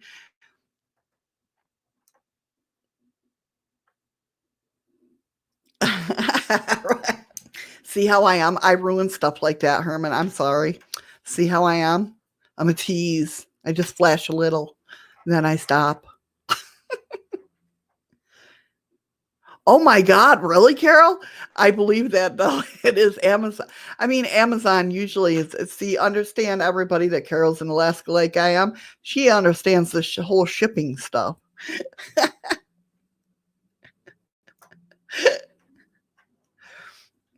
So we have a hard time getting things shipped to us because you guys in the lower 48s do not like, and it's you get angry with it. You don't get angry with it, but you get upset because you're like, oh, I like that. And yes, I do. I work at the front desk. I take care of all the groups and tourists that want to come to Valdez, Alaska. Well, at least want to stay here. Um, but yeah, exactly, Carol. But you have to understand that you see something on Prime, Amazon that you like, and you put it into your cart, and there's nothing worse than like there's only one seller of the product, right? So you put it in your cart and you go to cash out, and it's nothing worse than say, this contains special shipping needs and cannot be shipped to your area.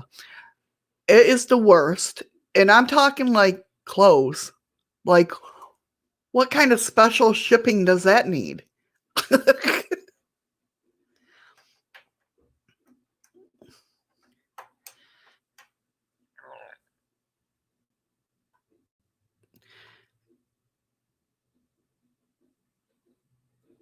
Oh, really? You've been to Sitka?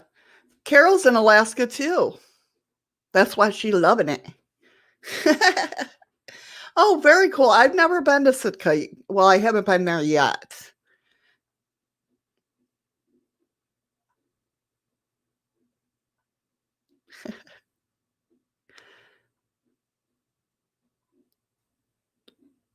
Well, yeah, that's why Freaky Geek. I don't know about Carol, but I know here I have to put my actual address, and then I can't put P.O. box. I just put the box number. See, we have a little ways around it. That the people at the post office are awesome, because they know that how we have to manipulate our addresses once in a while. But yes, it is frustrating. Yeah, we will not. Yeah, or they blatantly say we will not ship to you. Yeah, it sucks.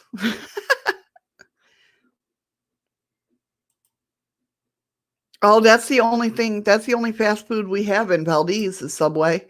We don't have Burger King. We don't have Walmart. We don't have, well, not that Walmart's a fast food joint, but we don't have any of that. I am dying for a Whopper or a Big Mac. I don't care. I'm not picky. Or even a Baconator.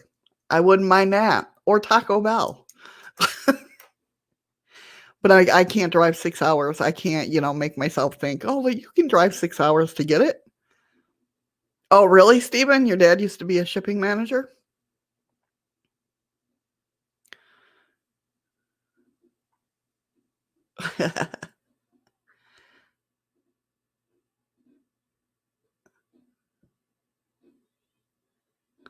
See, with us, Freaky Geek, our postal office, the people at the post office know how hard it is because they've been through it.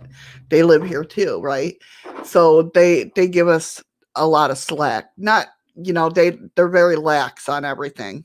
They don't give us slack, but you know what I mean. Yeah, Herman, that is so true. That is so true. Yeah, it's because people don't understand when things are expensive here. Now, mind you, Valdez, at least I can't talk about all the other places in Alaska because I can only talk about all these. Um, our like grocery store prices are the same as New York with tax, so it really don't bother me. I'm used to that price. But other people come here and they're like, "Holy crap!" Okay, freaky geek, hurry back. I heard catch can is expensive. Yeah,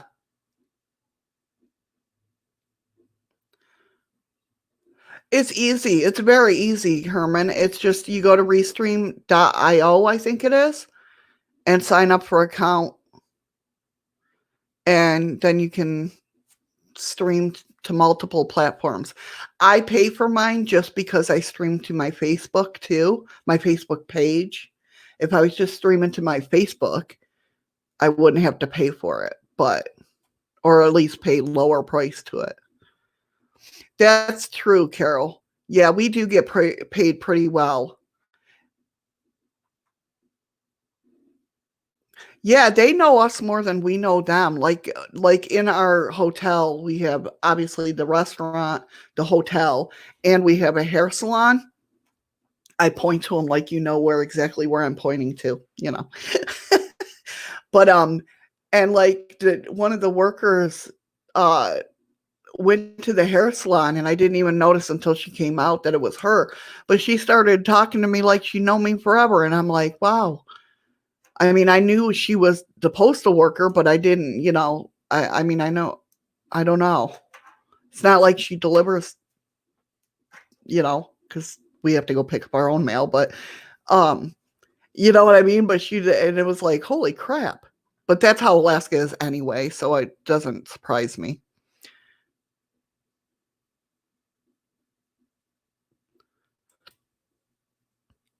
You're gonna what? Did I disappear again? I believe that. I believe that, Herman. You know, I've never had halibut. I'm not a fish eater. I'll go fishing. I love going fishing. I can't wait till the silvers come in. And especially this year, if we're shut down, that means we'll get to go fishing all the time. Like last year, am I flashing? Am I flashing again? What the hell? See, no, I didn't get the joke. See, I'm bad with that. Went fishing while I was in so cut me just for. Oh, I get it. Yeah. Okay, I get it. See, with all this flashing going on, I'm out of it a little bit.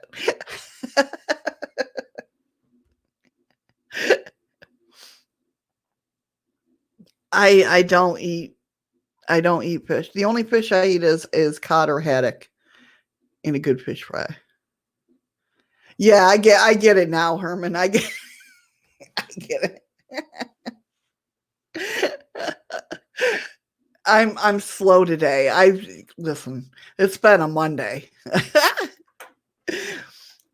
but I did. Yeah, I like that. I'll have to say that to people. I haven't had all my coffee yet. How's that? Is that a good excuse? But yeah, oh, I just got excited for fishing. Really? And you're in D Live. That's weird. I don't know, Ron. What's going on?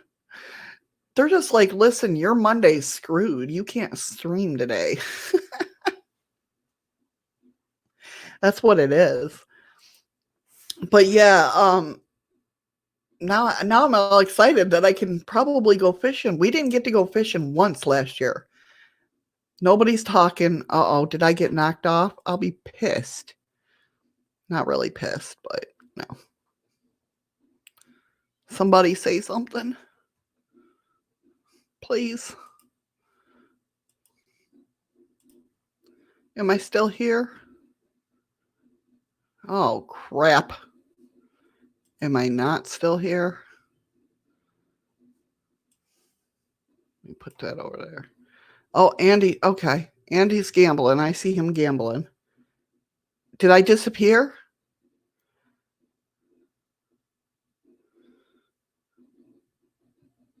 Okay. So I am still here, okay.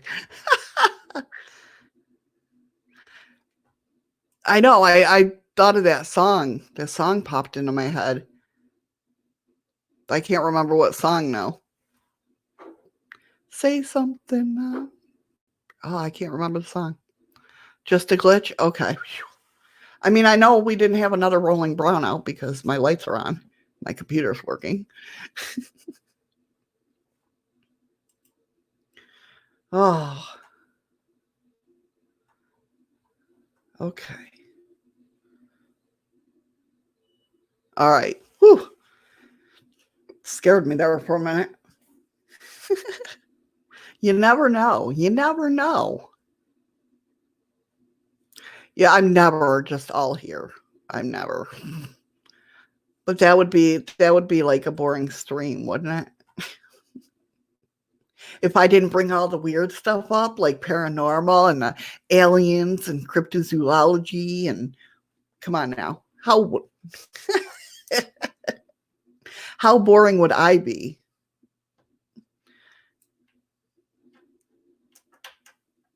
So here's another one for Black Eyed Children for over 2 years. Oh no, it's not. Is it? Yeah, no. Okay. Yeah, Black Eyed Children. A bit of a scene setting in 96 or 97. I lived in a fairly old terrace house with a cemetery at the end of the road.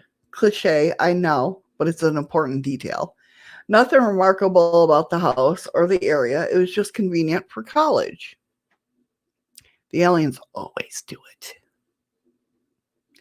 Anyway, I was up one late night on my PC in my bedroom, which looked out into the street.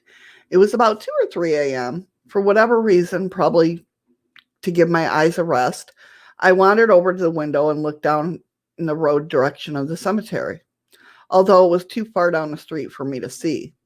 I saw 3 people walking slowly down the road. I could see that they were quite old and appeared to be dressed in funeral clothes, which, given the hour, was very weird. There were 2 women and 1 man.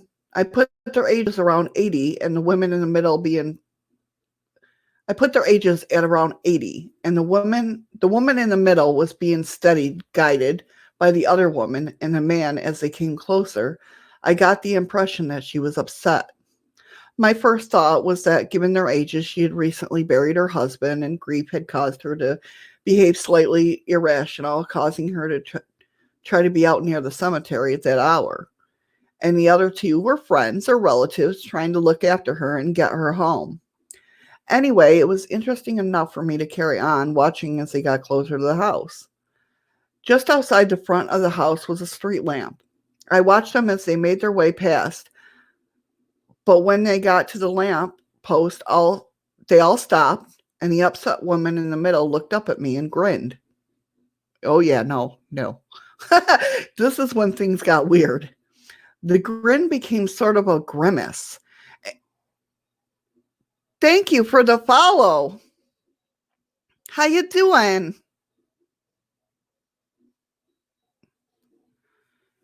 What's going on? What I miss? Did I miss something? Hey Ashley, how you doing? Welcome. Welcome, welcome.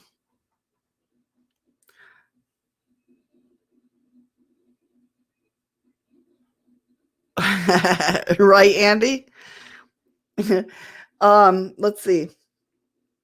The grin became sort of a grimace, and there was any color in her face to start with. It was now dead white. At the point I realized I was staring right into her eyes, and but her eyes were pitch black. Time sort of time sort of dilated. I don't know what that was supposed to mean.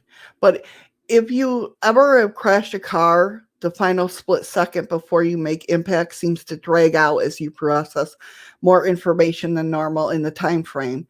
It was that sort of thing. So yeah, if you ever been in an accident, that time drags in that last second that it happens, right?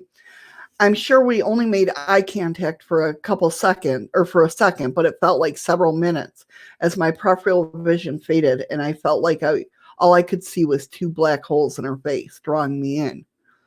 Although the distance between us didn't change, she somehow felt like she was coming closer, and I was kind of aware, although I couldn't honestly say I could see them at that point.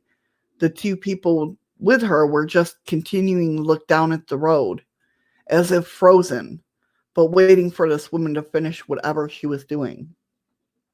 I was suddenly hit with this intense feeling of dread and panic, so I threw myself on the floor. As soon as I broke in her gaze, I felt stupid and that this upset old woman who clearly needed help had spooked me out so badly. So I decided to look out the window again, and there was no sign of them. It was the longest straight road, and the house was towards the middle. So Linford Christie would have had trouble getting out of sight at the time I looked away, let alone 3 octogenarians. He uses too big of words. Yeah, I didn't. For some reason it wasn't registering, Andy, about the dilation and the expanded. So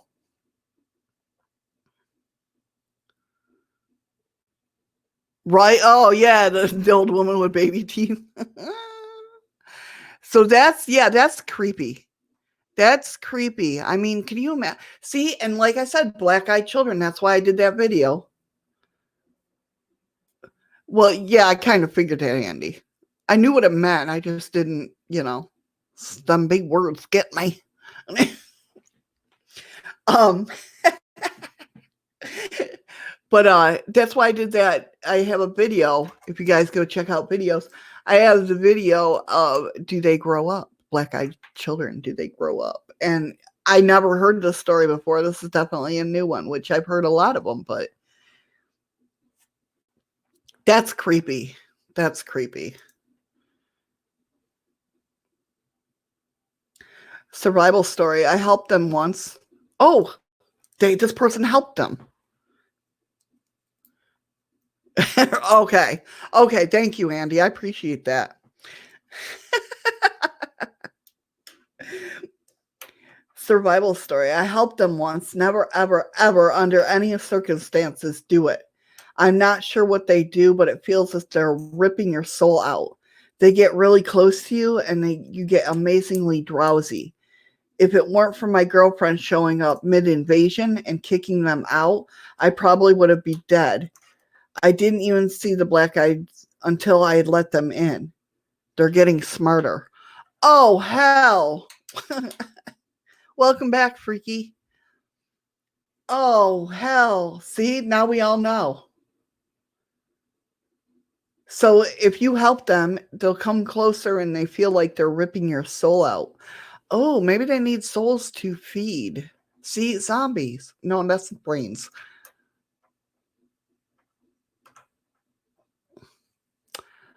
Stephen, do you know German? I know a phrase in German, but I don't know what it means, and I don't think I'm saying it right because every time I ask somebody what it means, they don't know what the hell I'm talking about. I think we've talked about this before, but maybe not. I don't know. So, yeah, so don't let them in. That would hurt.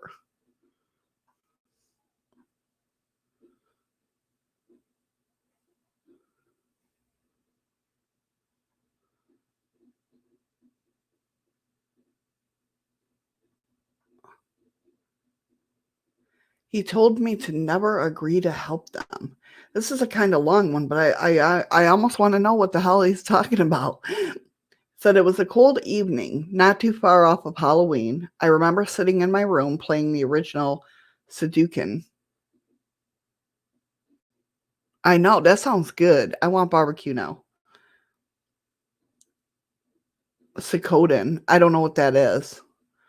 The evening was slowly creeping by, so I decided to go to the corner store. It was only 3 blocks. Shouldn't be much trouble, right? During my walk, I see the occasional person putting up Halloween decorations and kids playing in their yards. But this story is about something far more sinister. I remember seeing 2 teens, about the age of 14, knocking on a door asking them to use a phone, which of course I thought was weird because most teens these days have their own phones. As I kept walking, they stopped and stared at me for a short moment. I felt the blood in my veins chill. I felt so creeped out, I hurried to the next block. The next block seemed fine until I looked behind me and saw the two teens were following me. I took off sprinting to the store at this point. That's true, Freaky Geek. I saw the sign for the store and relief washed over me. I opened up the door and I told the cashier about what happened on the way here. He looked at me slightly creeped out and told me a story about this happening to him in his hometown and how they found him the day he left and asked for his help in an emotional voice, and he told me to never agree to help. He told me another story, but at that point I was no longer paying attention because they were standing at the doorway asking to be let in. The cashier freaked out and locked the door. The teens never seemed to waver or leave. They wouldn't step away from the door, and it had been an hour or so. The cashier and I were ready to fight our way out, but instead he took me out the back. The one teen came around the back just as the door shut behind us. "Can you help me?" is all he could say. He was closing in on us, and his eyes, they were black as starless nights. They were peering right into my soul. I couldn't help but gaze into his eyes. The terror. I can't remember too much of what happened next, but I do recall the sounds of struggle.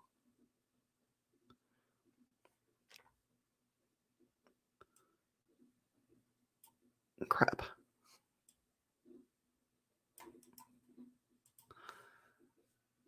When I came to, the cashier, oh no, what happened?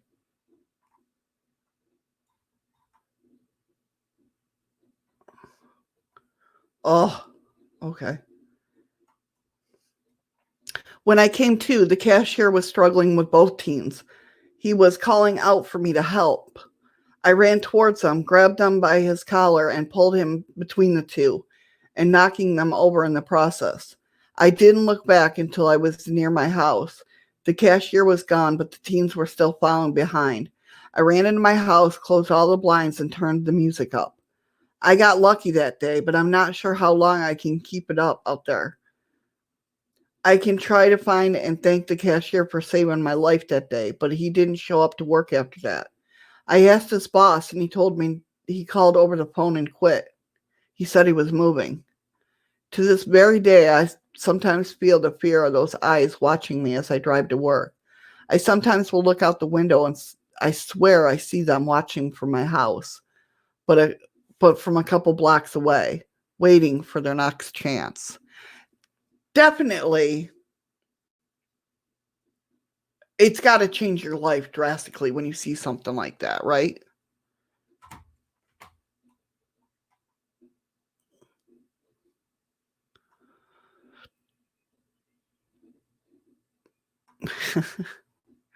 I mean, that's freaky.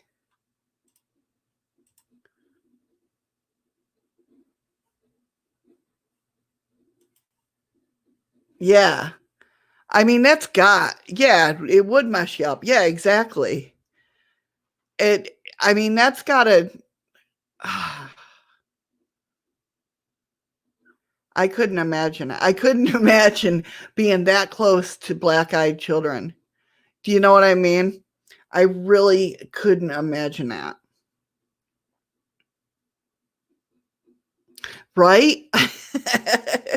It's not for you, Freaky Geek? Yeah, I couldn't imagine. Mm, I don't know. Exactly, Carol. I'm the same way. I'm the same way. That's why I always try to look up at the camera because I'm an eye contact kind of person, right? So it's like it's very hard for me not to be an eye contact because I feel like I'm being rude if I don't look at somebody in their eye. Um, I don't know, Andy. I whatever it was, I mean, that whole balcony one where they had to jump down and the cops seen them running instead of just pooping, they gotta have some sort of form to where they can't change.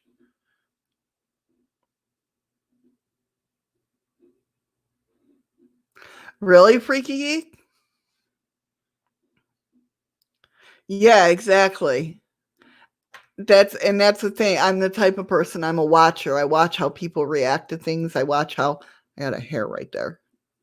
I don't want it to go in my eyeball, but I don't know where it is. Um, I don't want, or I watch people. I see how they react to different things. I read between the lines with them. You know what I mean. I watch their looks, especially if they're with somebody, how they look at that person. I know they could be aliens. Definitely could be. See, she's bringing it up again. I didn't bring it up.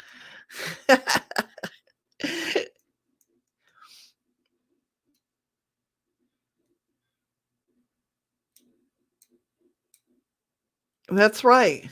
I do good for my age, don't I?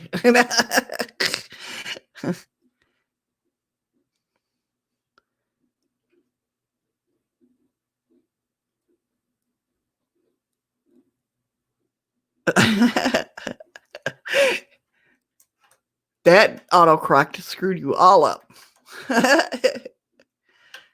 But yeah, I mean, it's definitely got a form where they can't poof, be gone. Although a lot of stories have them poofing and be goning.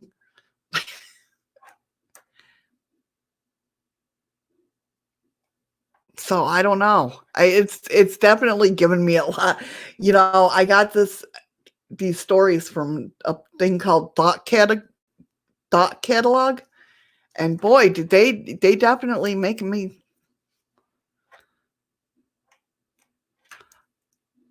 Oh, it was that, wasn't it? That's so funny. Got you though. Got you.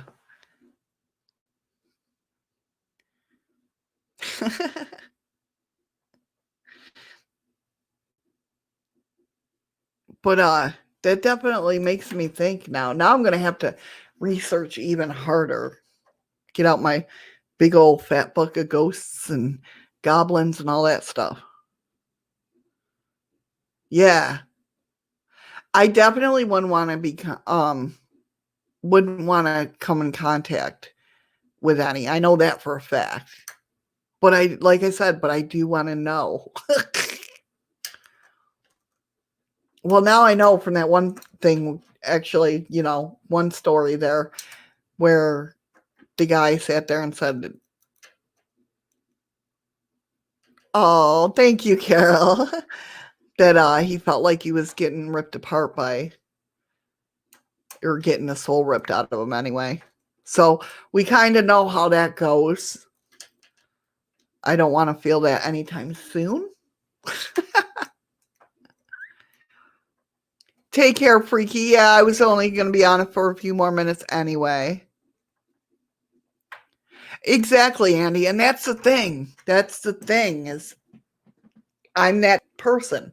I have to research everything. You know what I mean? But one of these times I'm going to end up, like getting ate by Bigfoot or something because I want to research it so bad. But thank you, Freaky, for coming in. I really appreciate it. I hope you have a great day and have a good barbecue. I think with that being said, I'm going to get off of here. I'm getting a little hungry. I haven't had breakfast yet. And yeah. Um but definitely I think you guys is a good stream. Oh no, Andy, that wouldn't be good at all. That wouldn't be good at all because you want to or you're abducted by aliens. I honestly think aliens are good people.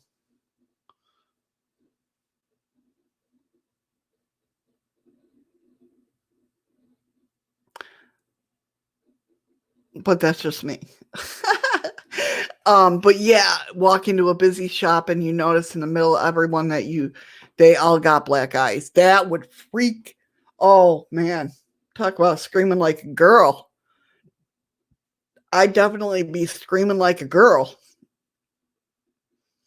Either that or I'd be like, nope. You guys have heard the story about the whole, I don't know, Carol, if you had, but I mean, most of you have heard the story about the sea lion. So, I mean, we know what my flight or fight kicks in. That's it. It's over.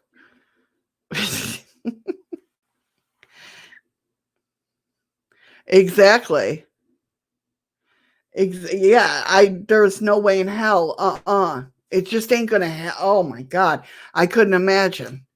And for anybody who don't know the story about this whole sea lion, me and my husband went down fishing at the dock. My boss happened to be down there fishing. And it was about, I want to say it was around 10:30, 11, because I know it was getting dark. It was getting dusky. And so he's like, oh, the way our dock works is there's a dock here. And then to drive out, hold on, let me make sure you guys. So here's the dock, right? Here's the dock. We're fishing off the end of the dock. The waterway goes like that and goes around to get, so if you drive your boat, if your boat's parked in the, dock, you drive it and it goes straight and then it curves around to the right. So, so my boss is like, there's a sea lion, but he's way at the end. He shouldn't be. I think he swam off, right? So we're like, okay. So I set up. I have one of those blue fold out chairs that I use, and get set, and we're casting out. And then Eddie's like, oh, the sea lion's back. He's right there, but he wasn't like too far. He wasn't like close. You know what I mean? Enough to be worried or whatnot. Now, mind you, it's dusk. It got darker by that point because the lights had kicked on in the harbor. And so it's beautiful. It's really a beautiful night. And we're sitting there, and we're sitting there fishing, and this thing pops its head up like so close, like from me. I'd say from me to the door, and I'll move the camera on. There's the door. From me to the door, that's how close this thing was. Right by where I was sitting. And Eddie says that all of a sudden he turned around and I was already all the way up to the top of the docks going, what are you doing? I left. I grabbed my fishing pole and that was it. I took off running, left him there. He had a reel in his line still, but I was gone. I said, nope, bye. I don't know. I mean, I'm sure Carol, you've seen sea lions. They're freaking huge. I don't know if it was a dude, but it was huge. Like the head was like massive. You know what I mean? Yeah, I ran. Yeah, exactly. Exactly. I don't know how I didn't fall. I was running so fast, and you know how docks are. They got the boards that go like that, and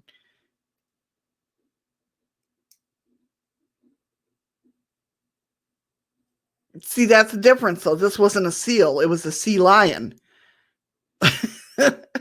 But I would have been the same way, Andy. I would have been the same way. Them things are huge. I did. I ran. He came up. He goes, I've never seen you move so fast in all my life. He goes, hell, I didn't even see you move. He goes, you were there 1 minute and gone the next. I was just like, nope, gone. That was crazy. That was crazy, and I've never been so scared of an animal in my life as I was that day.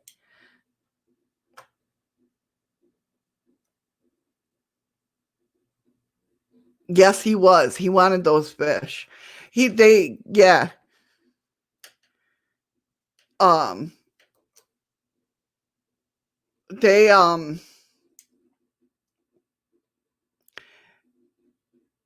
they'll come a lot of times when we're out on it, we go to Allison Point, which is over by Exxon or you know, the refinery. Uh the beginning of the pipeline to go fishing. And well, the reason we do, we one of two things. It's good fishing over there. And two, if there's a bear coming down the woods, we got the security guys that'll tell us. So it's a good place to fish. And and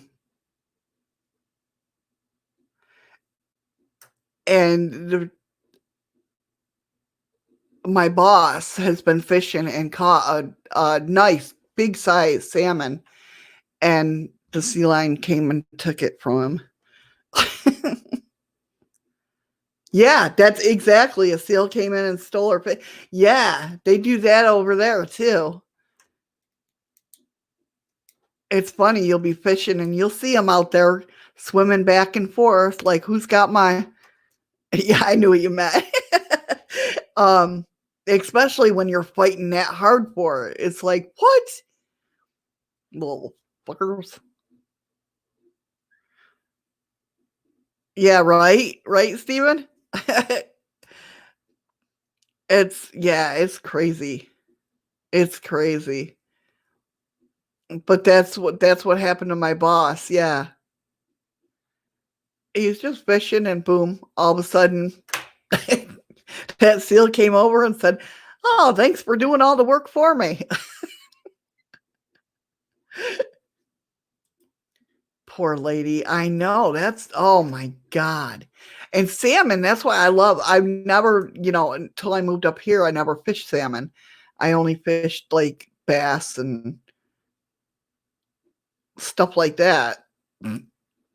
Freaking sunfish. Um, you know. So like coming up here and like my boss said, he was like, when you land a silver, he goes, you'll know it. And sure enough, you do. It's a good fight, and I love it. Although I have wrestled a pike, but pike's not really wrestling. It's just like a pike. Pulling in a pike is like just tying your fishing line to a cinder block and pulling that. All right, Andy. Yeah, exactly. Thanks. Thanks for the fish, man. I appreciate it. It's crazy. It's crazy. Oh, I think with that being said, I am going to get going. Yeah, pike do drag you. Oh my god. My first pike, I was like that I what happened was I was with my ex-husband and my son and we were fishing and um they kept pulling in like junk. You know what I mean? Like I think my son pulled in like a part of a bike. My ex-husband pulled in like I don't know, some other trash.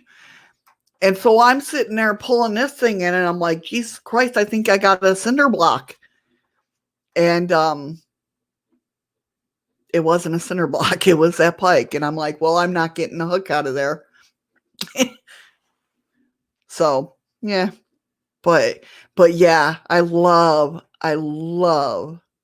silver fishing. Oh, love it. It's hard for me to do anymore because of my shoulder and my neck, but I still get down there and try. Really? Is that here in Alaska, Carol? I didn't think pike was here. We got pike here?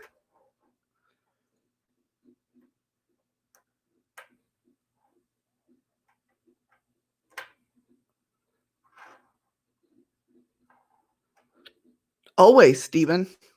I go outside every time I go to have a cigarette. Oh, really? I did not know that. Well, I won't be swimming in the places I don't know of anymore. They got lots of teeth. So I imagine it's northern pike then, right? I did not know that. What's something that's in New York? Oh, trout. Now, trout isn't supposed to be here, right? I know there's something that we used to catch in New York that, yeah, they do have nasty teeth, man, and lots of them. Ugh. There's something in New York that, well, I don't know. It's not from New York. I don't know the fish up here are from New York, but that's not supposed to be here. That's not. And they said if you find them, don't throw them back. Or if you catch one, don't throw it back. But I can't remember what the hell it was. But interesting. I did not know we had pike here. How? All I see is pinks and silvers. Although my boss, when he took me, because every year we have the tournament, the salmon tournament. Um, he took me for Women's Day because my husband was working, so he caught a baby halibut. I mean, the thing was like little. It was like tiny. That is true, Stephen.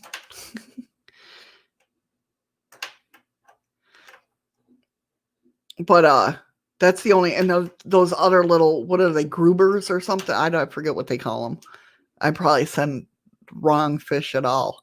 But those little things that like to bite your line, and then you can't get them off there.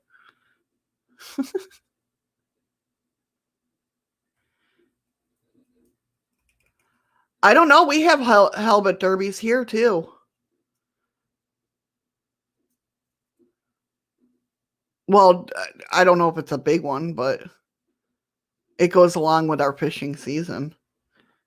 But it could be. That sounds about right. Thinking that everybody, because I've heard people going to Homer, but yeah, we do the salmon tournament, and then they have the halibut tournament too, which I'll never do because I'm not a halibut person. I don't want to. I don't want to fight one of them things.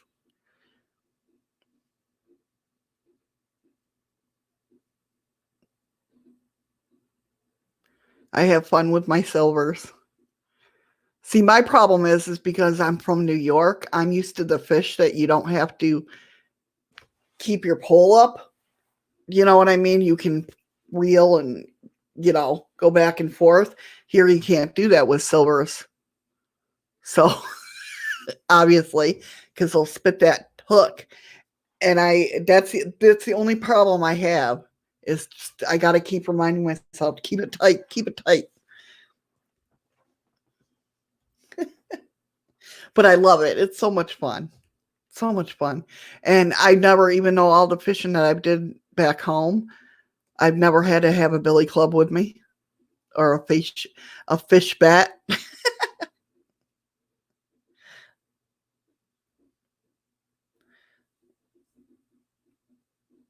Yeah. Well, shit. If you're talking the bluefish like bluegills or the sunfish, all you have to do is freaking cast your line in and you catch them in the eye, you catch them in the fin or a pistol. There you go. Yeah, there you go. I love it. I love it. Priest, as in Judas Priest.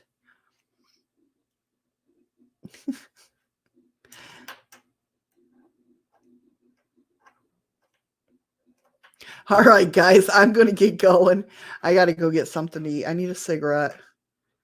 And surprisingly, I don't have to go to the bathroom. Imagine that. Let me get my credits up there going for you guys. Oh, I didn't know that. I didn't even know that. Thank you guys so much for being here. I appreciate it so much. You guys are simply amazing and awesome. Yeah. And thank you for coming back. Thank you for coming back. I appreciate it. I hope you guys have a wonderful day. Take care, be safe, and be kind. Love you guys. Tell me pretty lies, look me in the face. Tell me that you love me, even if it's fake.